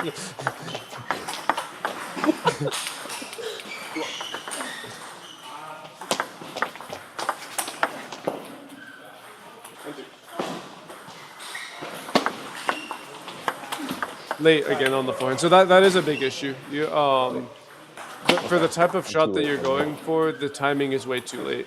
So I wish I had frame by frame, but you're trying to power, like it makes it halfway up the net.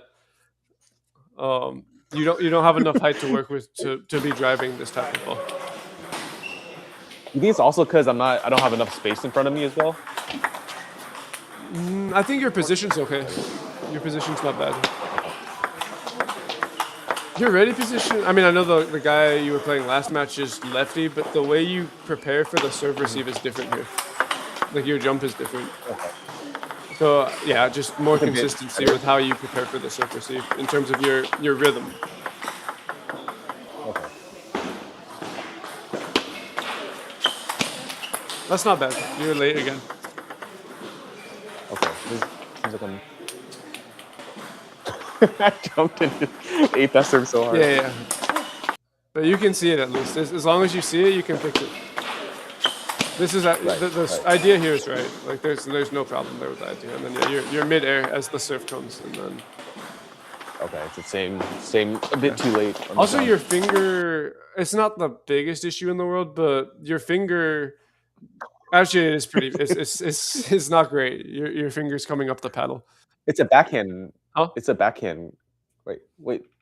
Oh no! Wait, I don't know why my finger is doing that. Actually. Yeah, and actually, your middle finger is almost coming off the paddle too as you receive the serve. So, I mean, you can change your grip a little bit between forehand and backhand. This is pushing it in terms of how high you want the finger on the forehand. Whether it's forehand or backhand, just setting up for the any shot with this grip is going to be tough. Okay.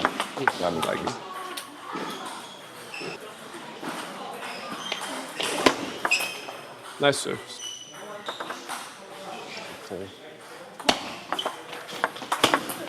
That's perfect.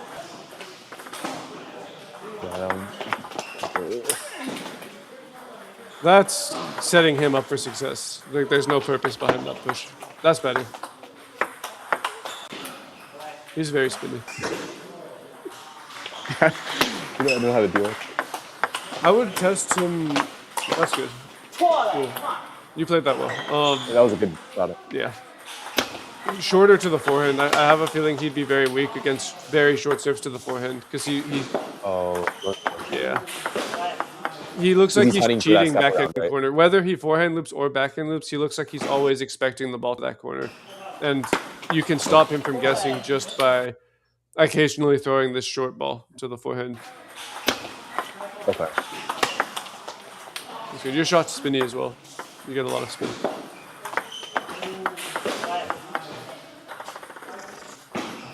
The long serve again. Yeah, that was better. And then that's yeah, just expecting it. That's good. You were expecting it there.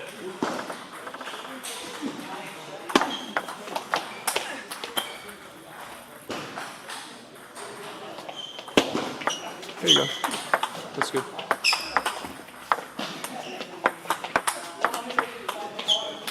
That's very good.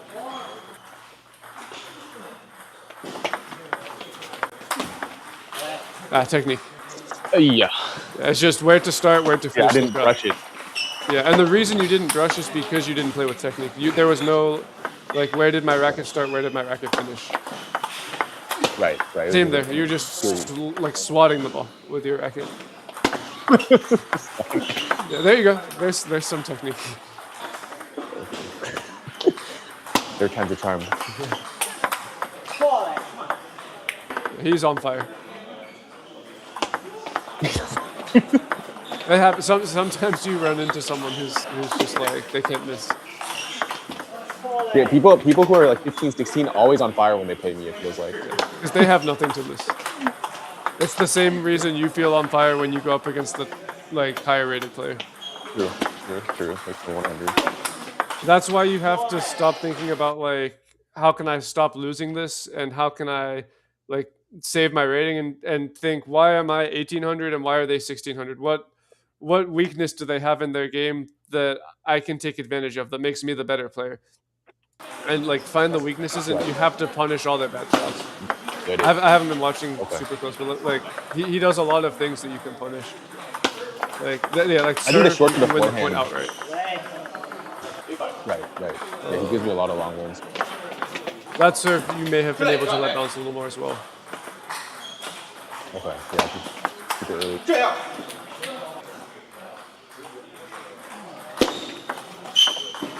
That is such a difficult way to play. So,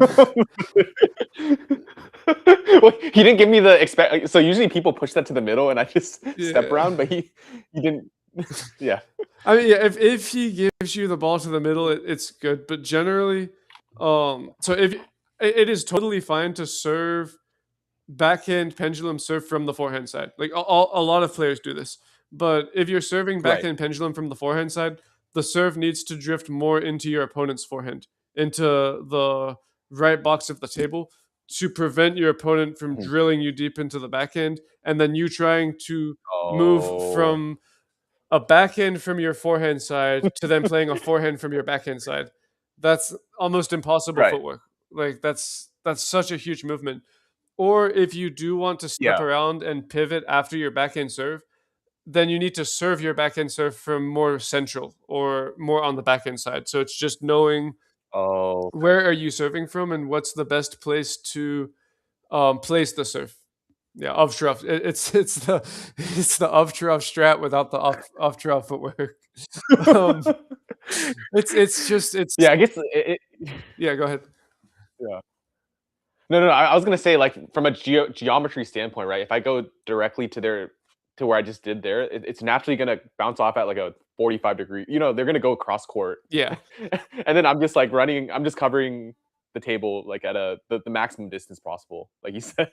Yeah, that's why I said I think this guy's unrated. Like most 1600s are just pushing that to right where you expect it, and he's found the angle to go against the spin and drill you on your back end with his Okay. even his outfit. Like this does not scream 1600. Like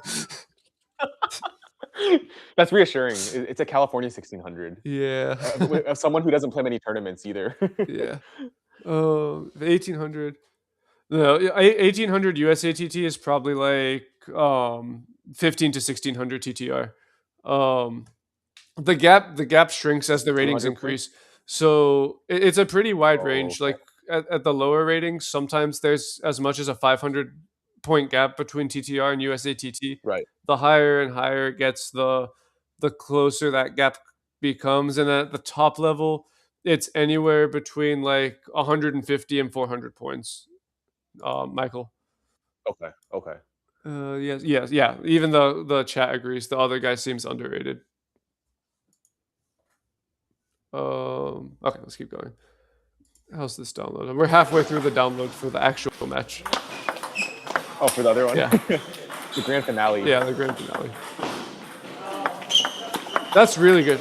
That's perfect play. I was about to tell you, I was about to yell at you for pushing that serve because I knew it was going to be long, and you were anticipating it there. That was really well played. Finger. Oh, I got slap again. Yeah, no technique. The fingers drifting up the paddle on your forehand. Okay. Yeah, that serve didn't work again. Like that serve worked earlier, but he was totally expecting it. So yeah, once someone's picking your serves, you have to essentially avoid. There's either perfectly half long to where it's really hard for them to loop. If you're gonna go for a long serve, it needs to be a true long, fast serve that hits the white line or comes close to the white line. Something that actually puts the opponent on the back foot and makes them play a weak shot off balance. But if it's neither half long nor very long and it's just sitting and they're picking it, and you don't have those two, then you have to start serving short and just keep the serves tight. Okay. Chole. It was a very late chole. I started mocking his chole. Which, I don't know. Yeah, he's opening with his backhand against your serve. He's playing like 1900. That serve is hittable. Oh, it's hittable. Yeah, both of those serves are you can play with more aggression. But honestly, So I wouldn't worry. You're like, no. what'd you say? You would loop that when you say hit it? The first Like one I would roll with my backhand. The just, second one I would have stepped and hit with my forehand. Okay. Or since you're a forehand player, that first one you could even step in and like swipe with your forehand or like drive forwards a little bit. But really, the swipe is a good option. Like a forehand swipe flip. Okay.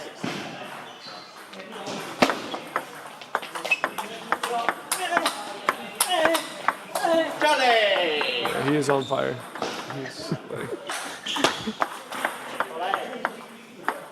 Yeah, I'm eating too many serves. Yeah, you're not hunting long serves, and he is.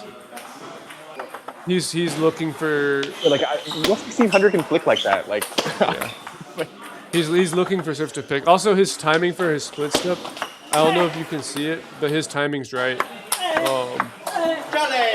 His timing's really good. For when you serve, I'll show you. Your finger comes too high on your forehand. On serve receive, it's not bad, but on your regular forehands against when you're playing topspin, it needs to be lower. He always has this nice rhythm on his. That's why he can find the ball so fast. They seem very ready for my. Okay. He knows it's there before you hit the ball. Okay. Yeah, hittable serves. You can't let him get away with that.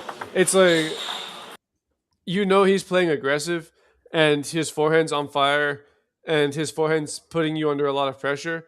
So your mindset has to be, I cannot let this guy get his forehand in.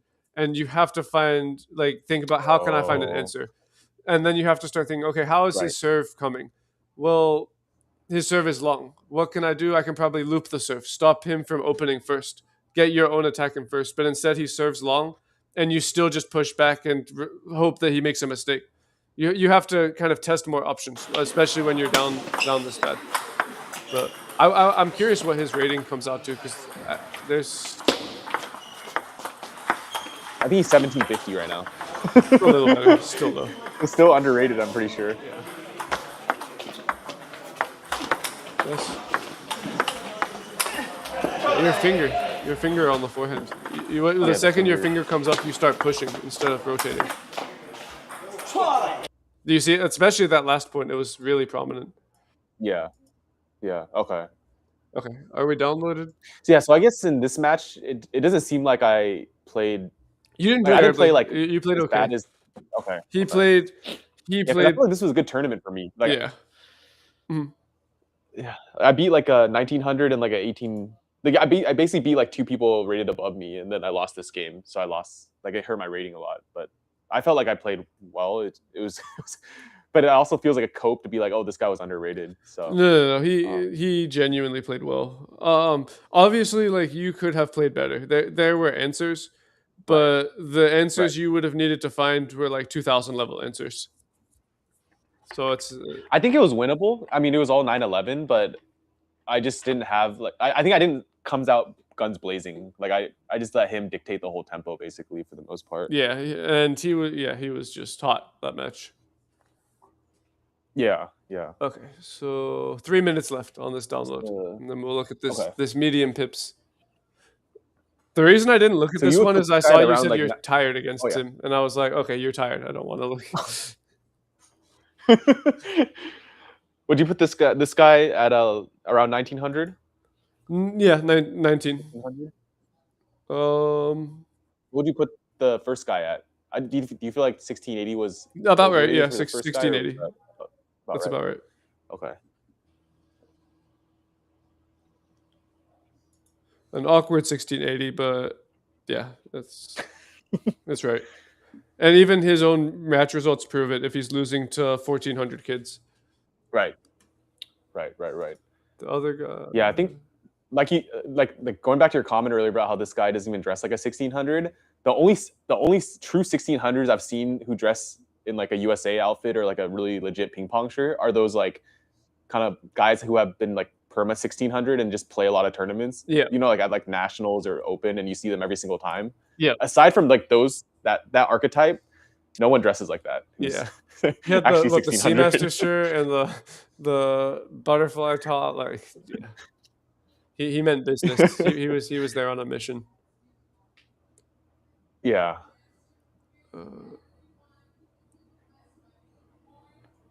Oh yeah, that's actually a good. Someone in my chat said there's a modified practice match you can do where you lose the point if you push the ball that would have gone long to force you into the attacking mindset. I actually do a similar one, like for group lessons and summer camp. The way I do it is, you serve. You're to start. You can maybe say you're allowed to push 2 balls maximum. So you can serve. You can push once. You can push a second ball. No matter what, you have to loop the next ball. And then once you can do that, you serve and you can only push 1 time. And then no matter what, you have to hit after the push. And it gets you into this aggressive mindset.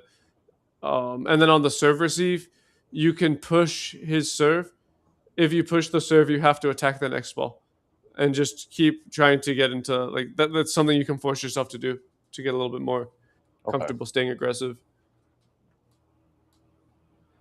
I found that certain patterns, like one of my newer coaches tried, like, it's a very simple tip he gave, but it's kind of like, okay, I'll give you an example. Like if you push long, just be ready to block. I found like little things like pushing long and then just getting the paddle up, or like if you drop short, just get ready to like try to attack the next one. Are there any other heuristics that you use like that? Like the push long block. Yeah, I mean that's a super common one. If you it's always, if you push long, you deserve to block.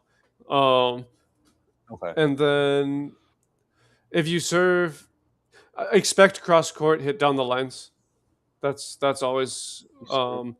if you are Yes, the sir. player with the more aggressive mindset and you're the person putting your opponent under pressure. So, for example, maybe lots of long, fast serves, your opponent's always on the back foot, Mhm. your loop puts the opponent under time pressure. Always expect cross court and hit down the lines, and it's winning table tennis. Um, an opponent under Okay. pressure will almost never play down the line unless they're unbelievably good. Oh, okay. So, Right. essentially, the better you can put someone under pressure, the more you can predict what they're doing and then go the other way and put away matches very quickly. That makes sense. Yeah. Oh, something I Yeah, I want. guess down the line. Mhm. Yeah. Go ahead. Yeah, sorry. I was gonna say down the line is a bit of it is a risky shot that like it's not the natural response if you're like rallying with someone like backhand at least. Yeah, it's you need when you warm up, do you just warm up like forehand cross court and then backhand to backhand cross court? I've started doing like 2-2 or like down the line shots if it's like warming up with my friend. But if it's like a match warm up, then I Yeah, of just do course, the match warm cross up. court. That's different. But yeah, Yeah. train your down the line until it's just as comfortable as your cross court. Okay. That's Okay. when I first went from like 1800 to 2000. One of the biggest things was the ability to loop down the line. Um, Okay. Especially wide angles. Both sides, right? Both backhand. My backhand didn't get really good until later. So I was essentially a Okay. forehand player with just a steady backhand. Um, Okay. but it was just the ability to have the opponent playing soccer goalie. They didn't know where I was going to loop the ball Right. until it Right. came off of my racket. And so when I went cross court, I couldn't hit the ball as hard as I still don't have like the best power in the world, but I'll hit Mhm. winners cross court and down the line because everyone has to respect that I could go down the line. And so I get Oh, point yeah. after point after point just from the variations in the placement. Right. Right. um That makes sense. Yeah. I was gonna say, so earlier you had mentioned like having a lot of different coaches and different coaches having different things and whether you should stick with one coach. Um, I was gonna mention, I kind of forgot what I was gonna say.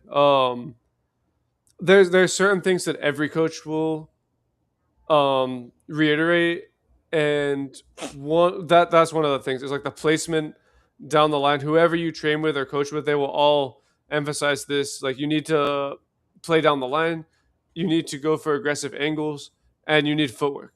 And they're all going to have some similar type of technique to achieve that, even if there's some small Hmm. differences. It's Hmm. all a lot of it is all the same, just a different way to get to the same result. Okay. Okay. Okay, Yeah, we're there's definitely downloading. like underlying theme. I will say that like from what I've seen, coaches that I think are pretty decent. They all have like somewhat of the same fundamental, ideas. Obviously, the way they teach is totally different. Um, Yeah, so yeah, that's like kind of goes in line with what you said. yeah. How did you get to 2350? Like, were you? I think I saw on the website your dad's a coach. Like, were you coached by your dad or Initially, yeah. So my was that dad was coaching? really good. He was top.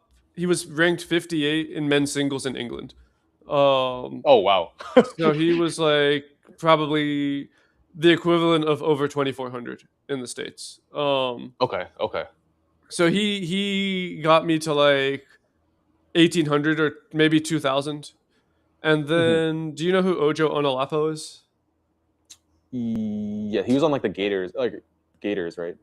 Maybe He was, yeah. the He was MLT team. Nigerian national team before that. He was number two behind Quadri Aruna.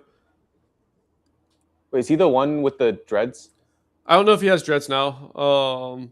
He might, or, but or did he have dreads at one point? at one point, yeah, What? he's really good. But he coached me and he helped get me over 2300. Okay. And really, it was just like getting acclimatized to playing at that speed because he was 2650. Okay. And Oh, okay. Okay. once you can block for a 2650, you play the 23 and it feels slow. Hmm. Even now, Right. so I've been Right. playing with. Do you know Ved? I can't pronounce his Veg. Yeah, I saw your latest video. Yeah, Veg Um, Sheth, right? yeah, so I've been training with him, and yeah, roughly 2000 TTR. That's probably about right. Um, Yeah, top England's not as strong as it used to be. England used to be really strong. They used to have Carl Preen, and they were really really good. Now they're okay, but they're not where they used to be. Yeah, I've been playing with Ved and just practicing and blocking for him. I think that's why I took Udi, who's the 2450. That's why I had a match point against him again. And I've been Yeah, playing yeah. 2300s in the league, and I've been beating them. Mhm. It's just like being used to that speed and that rhythm. That's really what helped. And now more recently, That's fair. I was never like a stable 23. I would go up and down like a yo-yo. Now that I've Mhm. refined my technique, now I've got UD coaching me, and he's like very textbook Chinese coaching, absolutely Yeah. perfect technique on every shot, just mechanically perfect. Right. And that's Right. helped me refine my technique. And now that I have that, I'm pretty steady. Like, Like a steady 2350. I'd say right now I'm probably like just 20. I can play at 23, steady 23. Steady 23. Okay. Steady 23 when I'm on. I can play Okay. up when I'm having a really good day. I can occasionally still have a bad loss, but it's much more steady than it used to be. But to get any Right. higher, I'd have to put way too much time in. Yeah. Not Yeah. worth it. And I'm already coaching full time. Once you Yeah. coach full Yeah. time, it's so hard to play. Your level Yeah. drops. I was gonna say, like, I feel like if you coach, let's say you coach a whole day and then you have to play after or train after, it's basically impossible, right? Because Yeah, 2 days ago. So I got to the club at 8:20 in the morning. I coached summer camp until 4 p.m. Then I did 3 hours of private lessons till 7. And then I trained with Ved for 2 hours after that. oh my gosh. So I'm actually in really good shape right now because of it. Yeah. No, that's impressive. Like stamina, basically. Yeah.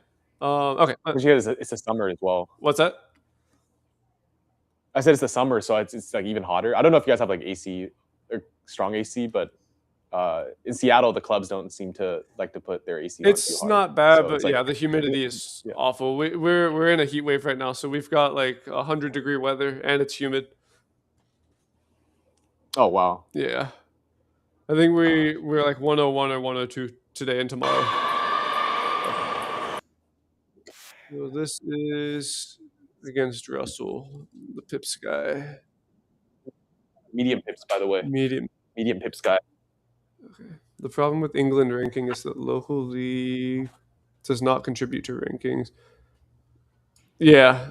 I don't know how it was back in the day. I mean, my dad was born in 66, so he played in like the 80s, maybe the 80s and 90s. So I don't know. I think it was just different back then. But he played. He played like some of the top leagues. He was good. He's turning 60 this year, and he's like 2150, 2200. So he's Oh playing wow. good. He's still up there. Still up there. You don't lose it. There's actually a guy I train with called Nicolas Chatelain. He was on the French national team. He was top 20 in the world men's singles. He played Peak Waldner 3 times in professional competition and beat him all 3 times. Perfect 3-0 record against Waldner. And he beat Peak Primorac in a tournament. So he's the real deal. And he's 56 years old. He's 55 or 56 years old, and he's still like 23, 2400. Just on feeling. Like I've never seen someone with such good touch. It's like unteachable feeling. I mean, the 20, almost 22 guy I lost to today, I looked at his graph and he started playing in 96 and he was already like 21, 22 back then.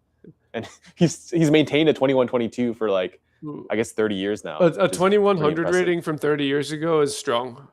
Like that's back when there weren't that many good players in America. That's really good. I mean, so it was actually stronger back then as opposed to weaker. I think relatively, like obviously, because of the modern equipment and the modern game, in a vacuum, a 2100 today smokes a 2100 from the 90s. But like comparatively speaking, a 2100 back then was better than most of the player base, like more of the player base than a 2100 today. Oh, okay. But the equipment's too fast now. I think that makes sense. Oh, by the way, chat, for the humidity, I never used to play with a towel, which I don't know why. Now I like religiously use a towel for everything.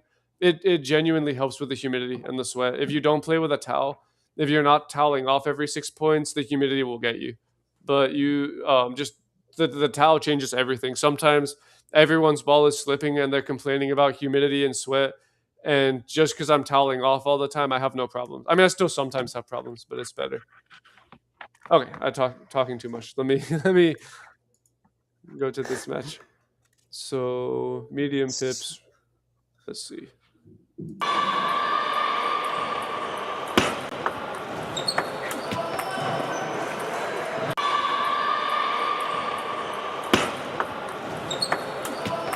Right idea.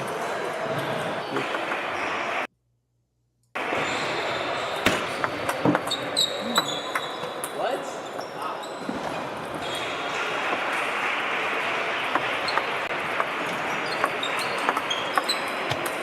So here's the same problem as the other two matches. There's no aggressive mindset. So you actually had it the first couple points. You like you went into the match swinging. What? Not that point, but the point before. You were aggressive. The second he serves, you're no longer looking for balls to hit. So that loop is not bad, but it's not as good as the loop you would have had on the prior shot. Like the loop that you could have hit off of his serve would have probably won you the point outright. The loop there was a late rhythm that let him block you and put you under pressure. So it's, again, looking to pick serves. That's a little better. Okay. Good.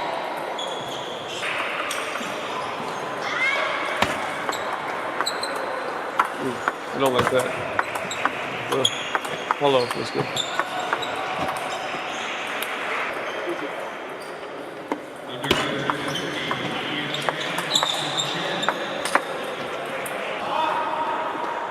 What's your plan there? Like, what was your plan with that? Not this point.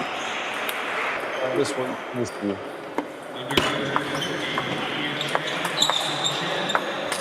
Because you had a perfect serve to kill that.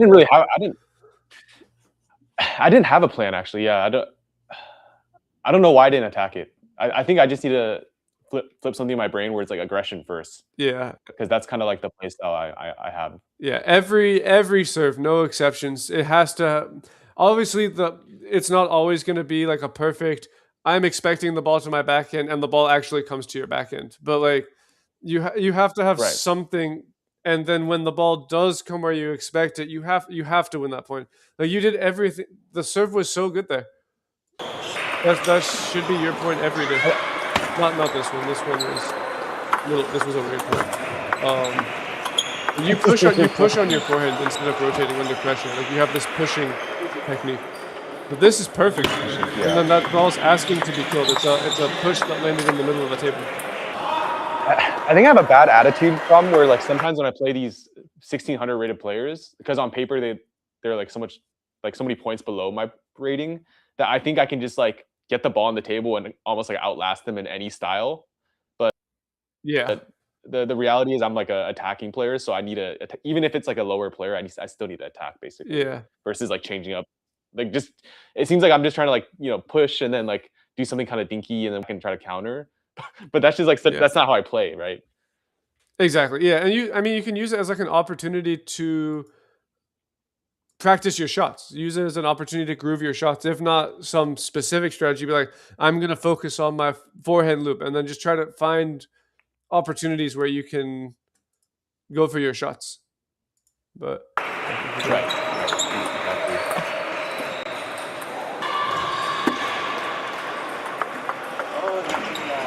Take it. I will say his serve gave me. I didn't like his serve towards the end. Like right now, it's fine, but he has a weird like windshield wiper serve I didn't like. All right, I'll take a look at it. His serve's not legal, by the way. What's wrong with it? Oh, he's way under the table. Oh. And he's hiding the ball with his hand. I never called these guys out. Yeah. That's not even close. Do you think that gives him an advantage, like having the ball under the table? It's hard to see from the camera, and if he's like sweating the ball with his hand or spinning it up as he throws it, it's not the biggest deal. It's just true. Yeah. I can't not see it. Your serves are very clean.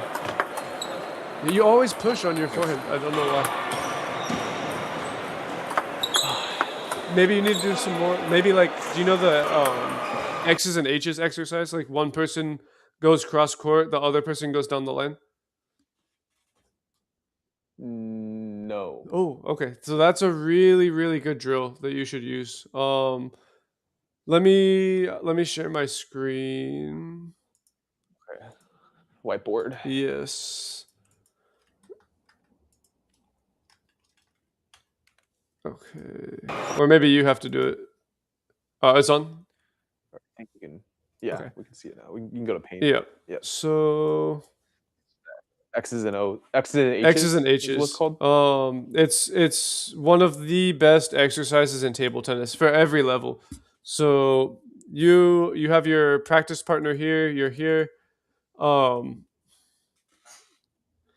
Yeah, the video quality is a little bit scuffed. I'm sorry for that. This is both of our first times live streaming, and so we have a couple of hiccups. But I think if we were to live stream again, I think we'll get the tweaks, like the issues fixed beforehand. So I do apologize for that.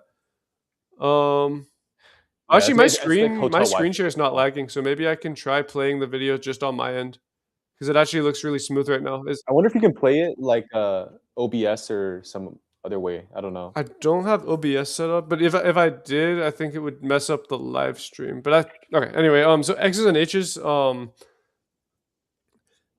of you plays X, the other's H. You put a figure 8. So you go cross court, they go down the line. You go cross court, they go down the line. It's actually very intense footwork. It's a very tough footwork exercise for the person going down the line.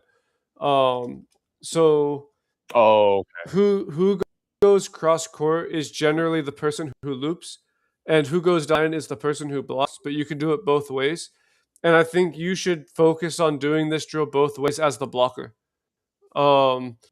Have someone Okay. loop to you cross court, consistently be able to block down the line on your forehand and backhand without popping your finger up and without pushing the ball.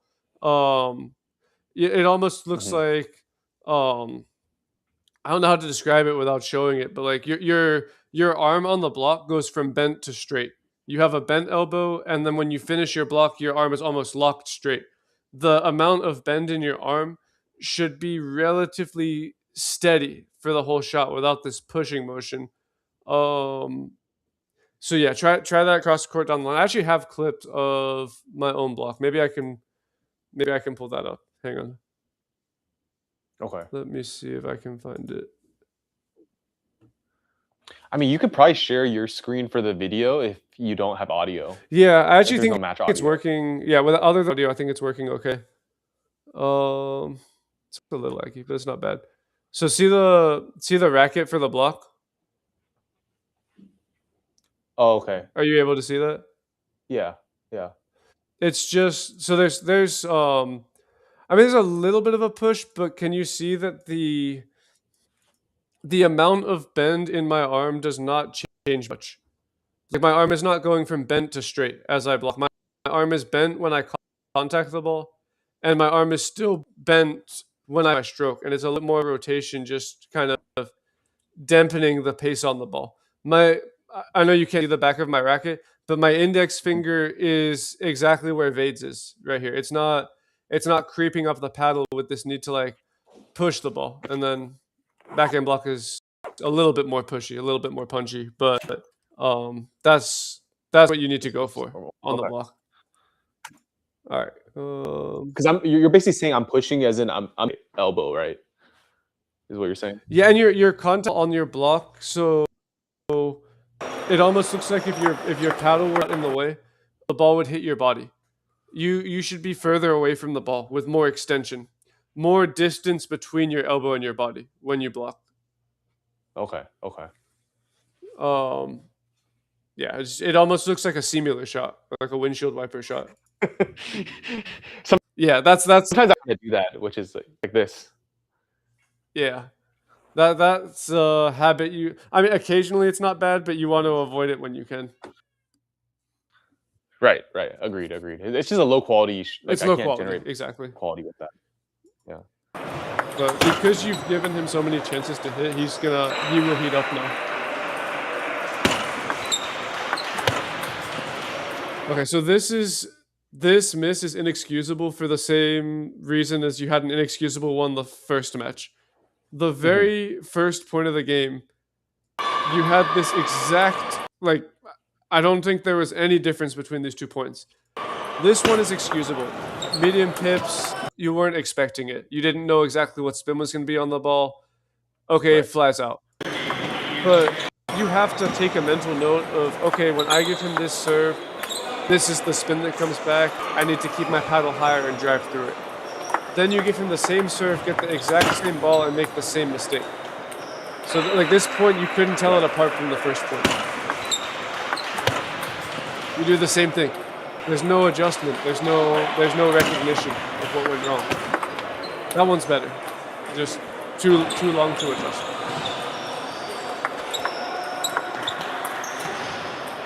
That was a good combo by him.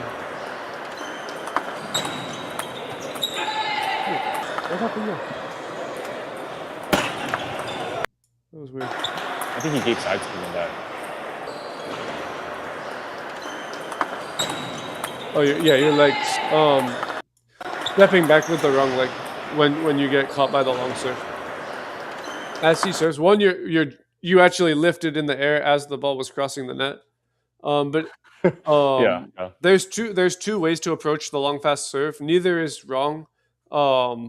The first is to drop the left leg back, keep the right leg where it is, drop the left leg back, and then play your backhand. The second, which is a little bit, it's still okay, but it's a little less optimal, but you can make it work, is to shuffle. So move your right leg first, and then move your left leg like just a regular footwork movement into the backhand corner. But if you drop the right leg back like this, you're just off balance for the shot. Right. That's good. Yeah, that's really nice. That's It's the same miss, basically. Yeah. It's not a very weird medium pip. It's actually quite normal. I felt like as the match progressed, he started getting weirder and weirder points on the table that, like, I didn't really know what to do. You'll see. At this point in the game, I thought I was going to 3-0 him, to be honest. Like, it didn't feel too challenging. Yeah. That was fun. Because he was making a lot of mistakes. Yeah, you're missing that ball. You've had this combination like 5 times. And you've made the same mistake. I keep trying to do it, and I keep missing it. Yeah, it's a mental thing. It's you have to, if you've missed 4 balls out, you have to say, if I miss this ball, I'm gonna miss in the net. If I miss in the bottom of the net, no problem. But whatever I do, I cannot miss this ball out off the end of the table. It's because you're dropping your hand under the ball, even though the underspin is not heavy, and you know it's not heavy because you've seen it a few times. It's the same thing. Like in a vacuum, if I said, okay, time for multi-ball, and I gave you float or light spin to your pivot point, you'd have no problem. It's just you need to have the confidence to lift your hand and contact the ball where it is. That's a nice receive. Good touch. Very low.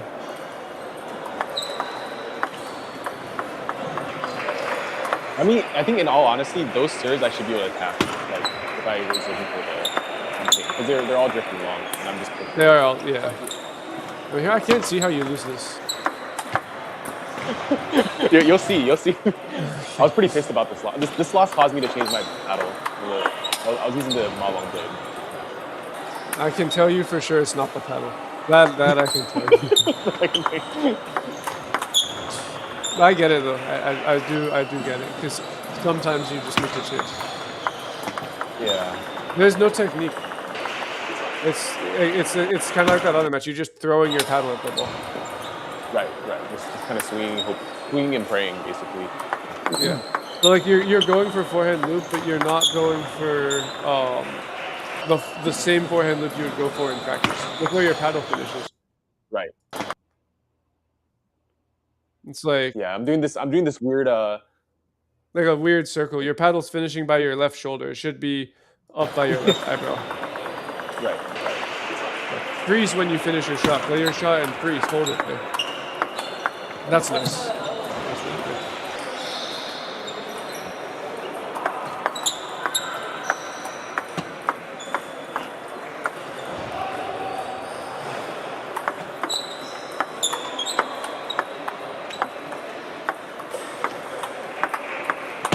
Nice. Timing too early. That was a weird point.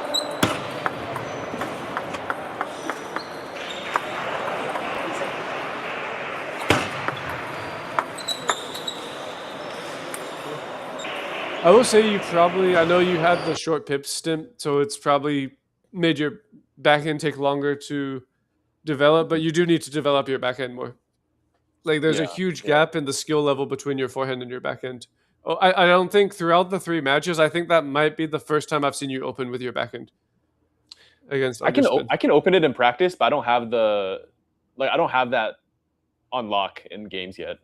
You need to use like your mindset thing. It's because you're trying to brute force the ball over the net. You need to use your fingers at the last second. Specifically your thumb. You need pressure on your index finger and then pressure on your thumb. And it's not just one consistent acceleration speed the whole shot. It's soft, soft, soft, soft, soft. Right as you contact the ball, bang, and your fingers are the fastest part of your body, the fastest part of your movement. As you hit the ball, the feeling should be in your thumb. Yeah, Josh is at Nationals today. He finished his event and then joined the live stream. So he's grinding. How many more events do you have for Nationals? I have 6 in the next 3 days. Oh my god. I'm like maxing it, and then I'm doing like 5 singles and 1 doubles. But I have 2,000 tomorrow, so that'll be the main one I'm trying to advance from. That's the one you need to focus on. 9 a.m. Yeah, bright and early. But going back to the first match, that exercise you can do is for the backhand is rolling the ball. Mm-hmm. If you can roll the ball to yourself and loop it from a roll, people will look at you at the club like, "What the hell are you doing?" But it's like it's a Chinese national team drill, or like it's not national team drill, a drill that they teach there to teach players to develop the feeling for kind of spinning the ball. Feeling the ball over the table. Because if you try to roll it and then brute force the ball, it will miss. If you use your fingers and grab it at the last second, it will go. Okay. So you can do the same drill, the rolling on the backhand as well as the forehand, basically. Yeah, you can do it on both. The backhand is much harder, but it's still doable. Okay.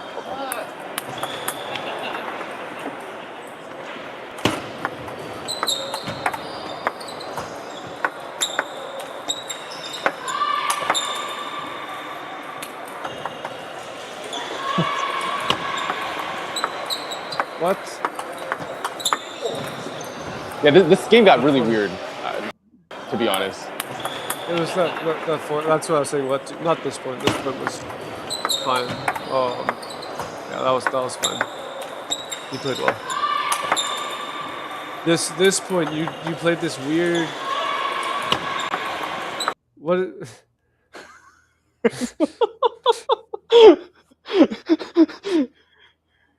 Yeah, it's a weird. I don't know why.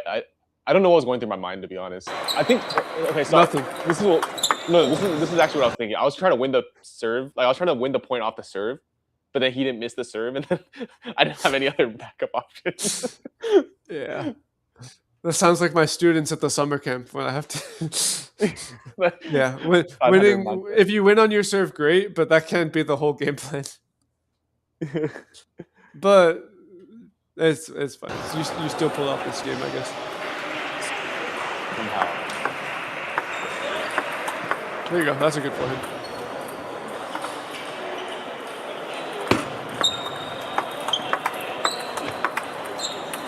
Nice. That's really good. This is when it starts going downhill. That point was okay.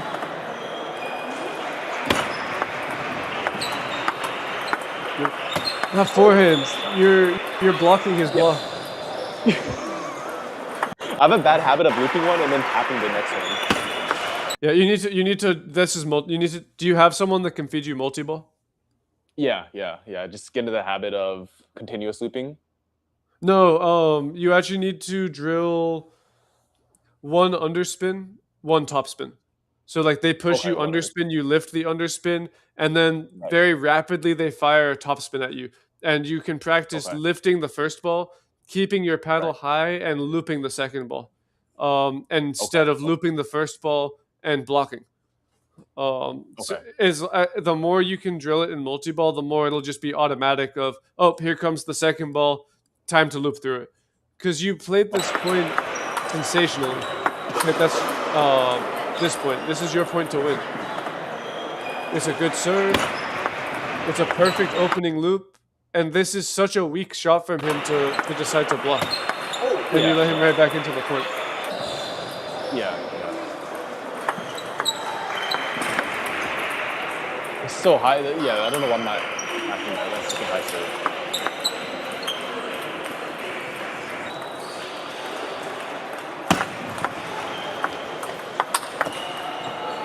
Not bad. That's fine. He played a good shot.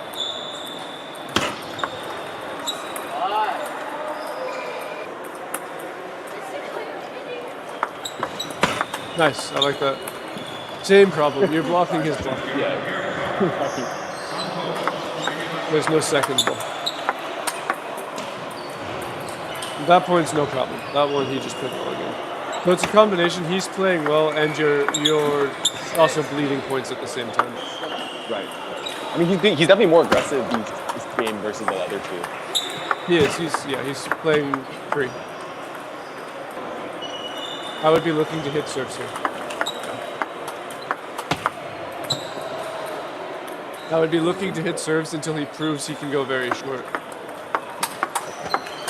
I don't know why you're approaching them with the backhand. You have to play to your strength. Your forehand is the shot you want to open with. He's been serving long to you. You have to be hunting with your forehand. Yeah. I don't know. It's not bad. It's just you're letting him in too much. That's good.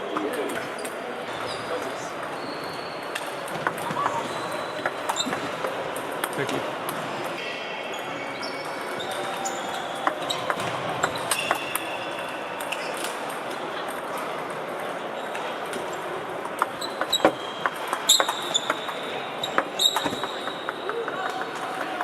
Technique. That's you actually read the spin. You just like you didn't trust your own mechanics on the shot.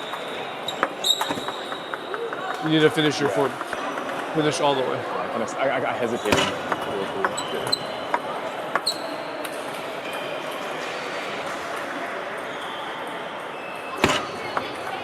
What do you use for the scoreboard, by the way, on the top left? How do you do that? Oh, I just manually do it, but I outsource that part personally. Oh, manually. Okay. Yeah. I wish there was like an auto scoreboard. Whenever I put a know. scoreboard, I'd manually do it, but it's such a grind. It's super time consuming. That's why you I have a guy backlog. in Indonesia. Yeah, I have like an editor who his job is scoreboarding. Oh, But it's kind of costly and like backlog basically. yeah. I see. Someone said Josh. This was earlier. Josh is pushing because he's not EJing enough. I mean, if I had a rubber that was a bit more controllable, maybe I could just. So what are you using? You're using Hurricane now? No, I'm using 09C forehand and then 05 backhand on the. I guess this is my current blade, the Harimoto. Interforce, super ALC. okay. Super, yeah, ALC. That's a good setup. 09C is a weird. 09C is a weird rubber to pair on that type of blade, but it's good. What do you recommend on this type of blade on the forehand? For your game, I think. I don't know if tacky is good for your forehand yet. Should I try digging so 5 when I get back home? I mean, I have a sheet at home that is unopened, but or like Tenergy 05 hard. I wouldn't say 05 hard. Definitely not 05 hard. How long have you We're had that set up with? Or how long have you had that set up I've for? had this own SD for like 2 weeks, 1 to 2 weeks. 1 to 2 weeks. So I'll leave whether or not to switch to 05 up to you. I think either way you'll be fine, but I challenge you to not change the rubbers that you like. You obviously you can change the rubbers when they're dead, but stick with Right. a setup for 6 months. Okay. 6 months, just 6 months. Then you can change all you want, but see if you can go 6 months with one blade and one rubber combination. And I think you'll be surprised that just that alone propels your rating to a more or your level to a more stable point. Okay. Okay.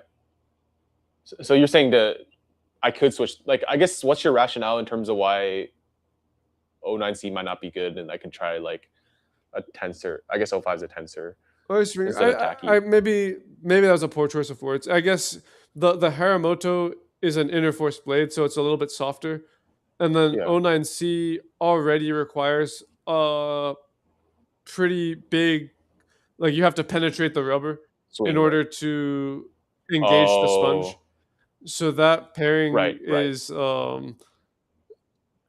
not the easiest setup to play with. Like if you look at what the actual players using, like Haramoto himself does not use tacky rubbers on that blade. I think he uses like Zaire. He uses Zaire, doesn't he? Yeah. No? Okay. But I've never tried Zaire. Like, I'm a bit scared of trying. I wouldn't use on my Zaire. forehand. It's not for your game. Okay. I think you could use it. I think you could make it work if you stuck with it, and it's not going to be the reason you win or lose. But I also don't think that 05 is bad. This setup has been okay. I mean, I think this setup has consistently been pretty solid, but I'm wondering if there's a forehand rubber that's easier for me to use where it can help me develop confidence, because I feel like sometimes I just lack confidence from missing shots, and I'll be fine with taking like a slightly like less powerful shot, and trading that for like consistency. But I don't know if that might not be a rubber problem though. Try 05 both. Okay. Try 05 both sides, and then stick with it for 6 months, at least 6 months minimum. Okay. Until you're fully used to the rubber. Okay. You don't think that will going from 09C to 05 will hurt my like spinny forehand loop too much? No way. Like the opening one. No. Okay. You as someone that used 05 for a while and also used 05 hard, you can get just as much spin. Okay.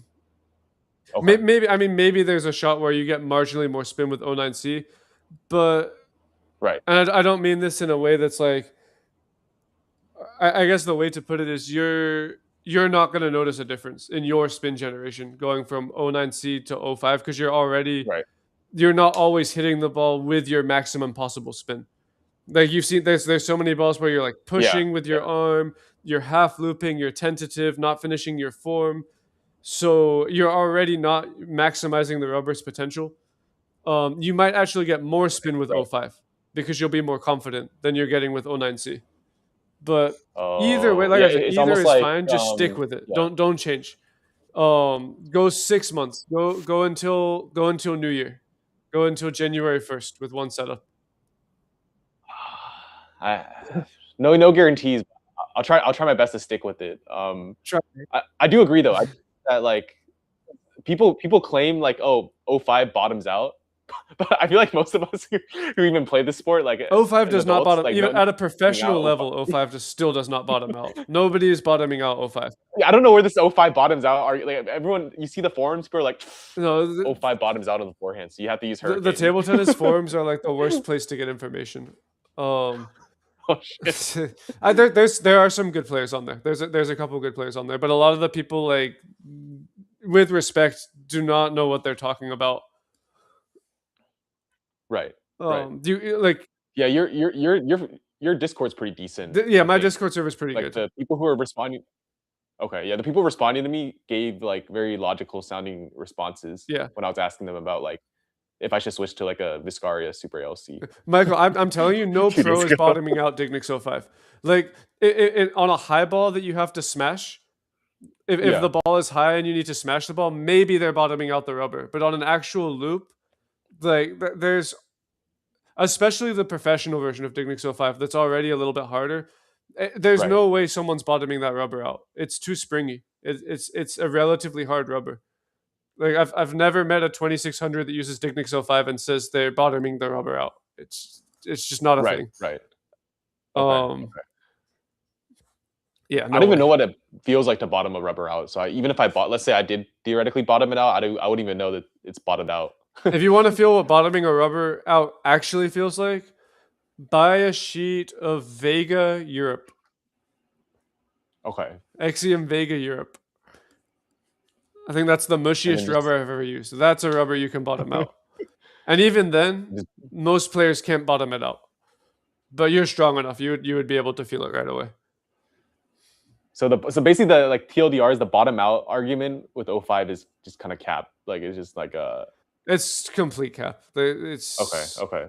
Unless, I mean, obviously, like you could say, well, actually, if you hit the ball this certain, like there's probably some technique where you could deliberately bottom out the rubber. But when you're playing properly, there's no way. Otherwise, pros wouldn't be using the rubber. Yeah, and it's a pretty popular one. Yeah, I think for me, this whole EJ quest on the forehand rubber is really just to find something that it is just the best for me, where I can have more confidence. Because I feel like a lot of these decisions where I'm like doing the weird C-Miller tap or like pushing long balls, it just comes down to confidence. You know, I get nervous probably. So we got the Louis approval to switch one more time. Yeah, one more time. I know you're gonna have the urge to change. Like you'll have some match and you'll want to change after. Yeah. I'm telling you, your rating will go up at least 100, 150 points if you can stick with one setup until January. Just until January of 2027. Then if I'm wrong, change all you want. But I'm so confident in that you could just stick with one setup, and that alone will help you. And 05 will give you more confidence. It'll give you more spin and more confidence because you have that forgiving nature under pressure. Whereas the 09C, it's somewhat forgiving, but it's not the same. And I would say absolutely avoid Hurricane. I was on never Hurricane make for like majority of my. Yeah, I was on Hurricane for majority of my career. like I would say like 2.5 out of the 4 years is Hurricane. Hurricane is garbage, and for most players, it's just straight garbage. Unless you're a very, very specific player, it's not the rubber. Okay. Even a lot of the Chinese players now. Yeah. Like you're saying, like Chinese players, like national, like are you talking about like at an adult amateur level or like even the pros? No, obviously, like national team, that's different. Like they've been trained to use that rubber. But even like a lot of the Chinese players in the States who were at a high level, they like live and changed die to by 09C Hurricane because it's better. Unless you're ripping the ball with like almost a straight arm loop and can do it 30 times in a row, and you're in an unbelievable physical condition, it's not a good rubber. Mm-hmm. That makes sense. Honestly, I think me learning from coaches who kind of have the Hurricane technique has like subtly messed my form up, because I have a bad problem of like extending my arm too straight, and then also like just hitting the ball instead of like, brushing it. But I feel like that kind of stems from the Hurricane technique being like slightly different than like non-Hurricane. Yeah. So this could be a really good. Yeah, don't take it as me. Like obviously, there's so many pros that use Hurricane. They're good players. Of course, they can use Hurricane because they're actually taking advantage of what the rubber's designed to do. But also, they're not using the same Hurricane you buy off the shelf. They're using very specific national Hurricane, and they're boosting the hell out of it just to make it playable. Okay. So, like several layers of boost and then several layers of glue just to make it comparable to other rubbers, to make it playable enough. And then it's like it's hard to get that same quality anyways. Like, yeah, not to mention like if you're unlucky, you buy a sheet of Hurricane, you boost it, it just bubbles, and then dead rubber. Right. Then it's just done. Okay, let's keep going. The real question is, should I walk over to Nationals and buy a Dignix 05 on this blade and then just play with it tomorrow on the forehand? Like, absolutely not. That is a horrible idea. Just play it out with 09C. Yeah, that's such a disruption. I have two blades. So like I could just have 09C on the No, on the don't one hand. change your equipment in the middle of a tournament. That's Okay, a recipe okay. for disaster. Because your muscle memory, even if it's a relatively recent switch, your muscle memory changing to such a different rubber overnight, that's not gonna go well. Okay, Your true, touch true. will Yeah. be like you'll be popping touches. You'll be popping balls off the end of the table. That's a good Alright. point. Yeah, I might or might not have last weekend illegally, or 2 weekends. Basically, like a recent tournament, I might or might not have illegally won 2 games by switching between my 09C racket and my Hurricane racket mid match. But Oh my let's not gosh. talk about that. All right, let's go Yeah. continue. Okay.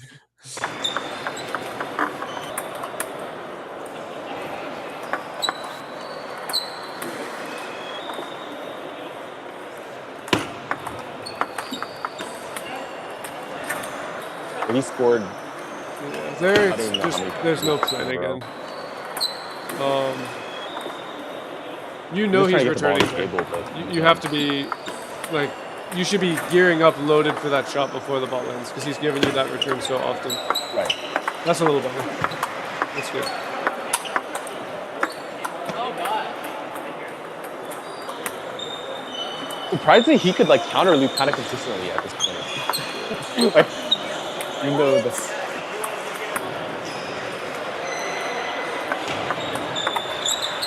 Ooh, unlucky.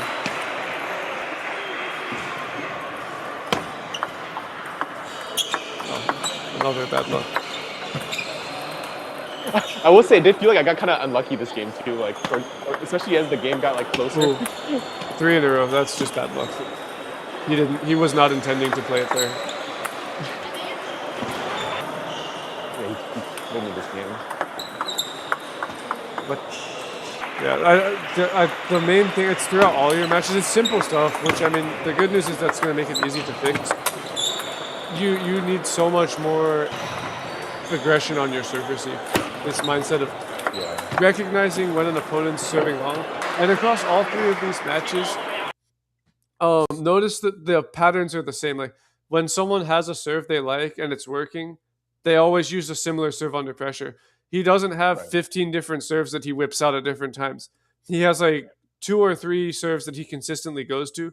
So every player you say, okay, what are this guy's serves? So just as a random example, if he's never served you super short to your forehand, you only have to have a couple shots in your mind at a time. Just the shots you Okay. think are most likely and orient your whole game around those shots. That's the Dima strat. This is an impossible way to play. Yeah. This is so hard.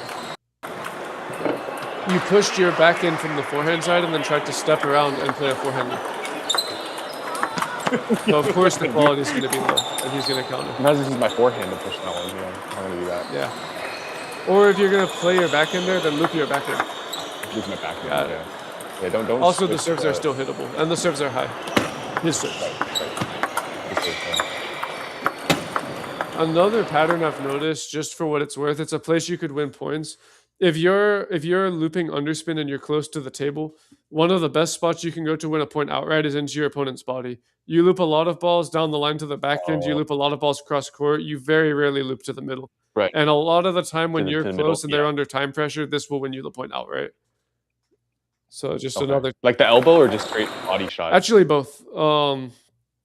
Somewhere Okay, like elbow and body. just off of the back end, like not quite the back end corner, but not the forehand either. Right. Just that whole area of the table is a great place for winners. Oh my god.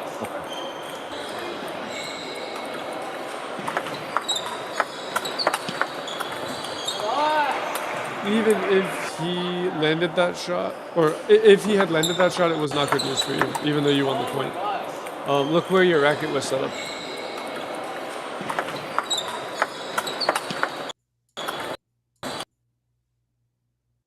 If he had landed that backhand, shot, right? you're in big Yeah. trouble. Yeah, Your no way. racket is vertical instead of horizontal. Your elbow. So it would've- See how your elbow is bent right now? If you Yeah. contact that ball, I guarantee your arm is locking. Your arm is straightening to play that shot instead of keeping the racket horizontal and just kind of driving through the ball. Right.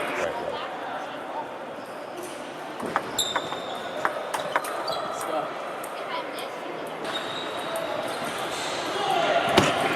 chilling, man. Oh, there you go.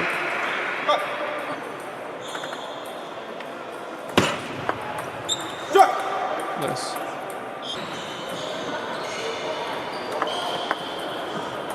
Come on, you have to be sitting long serves here. You have to know it's coming.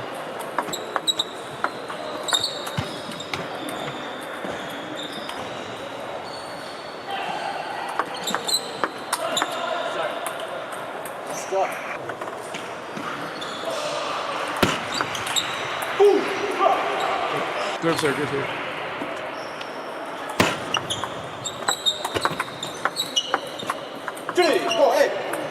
It worked, but that's not a decisive way to win. Yeah, that was pretty lucky. It's just the same. You're blocking his blocking.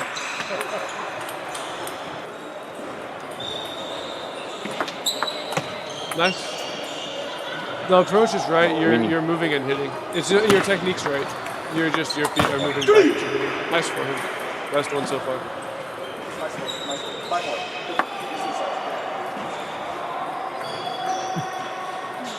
Why are you going to back into? It worked. You won so I many was points winning off this the game. pause.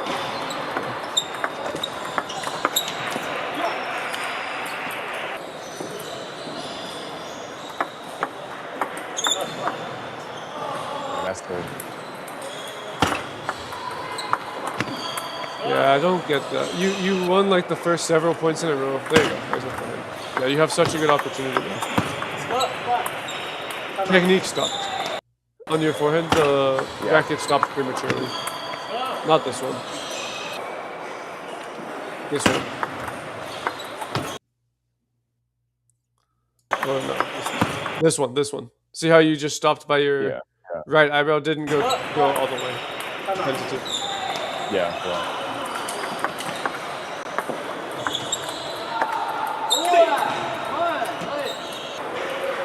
The shots have tightened up. That's more than the 15. Nice. That's unlucky. The net at 7-8. Yeah. Although it shouldn't have been 7-8. Right. True. That's the way to think about it. If you let the match get that close, of course things are going to happen one way or the other. Right. Nice. Not bad. That's actually okay.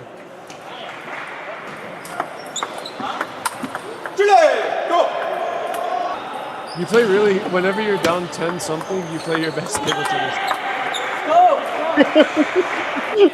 I just have to be down 10. Yeah. Risking match point is my best game.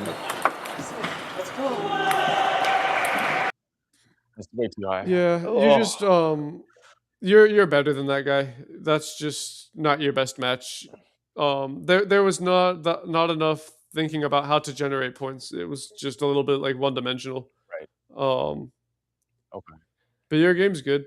Yeah, as the Y switch to the backhand serve, I have a flawed mindset of like, let's say it worked for like 4 serves, the pendulum. Yeah. In my mind, I'm just thinking like, oh, he knows I'm gonna serve pendulum and he knows how to return it, so I should just switch to a different serve. But I think that's the opposite of what I should do because it's already proven he's bad at the pendulum. Yeah, right? no one's gonna. I mean, make him prove that he has an answer to it.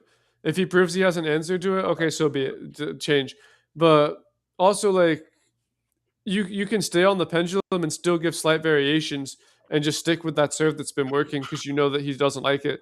If he has to respect that you can serve to more than one location, then it's always going to be effective. But yeah, the net was unfortunate there. There's not much you can do against that. He had like quite a few lucky points during the match, which I think without those points you probably win it. But that's just part of the game sometimes. Right. I mean, I also missed a lot of like, I mean that same loop where I just looped it out. I should have adapted, as you said. So it's kind of like a consequence for not adapting. The 45-point loss. Someone says, when is the in-person coaching? Dude, I need to fly out there, man. Yeah. Because Willard is over there as well, I feel like. Yeah, we have a whole bunch of players in like the 2200 range.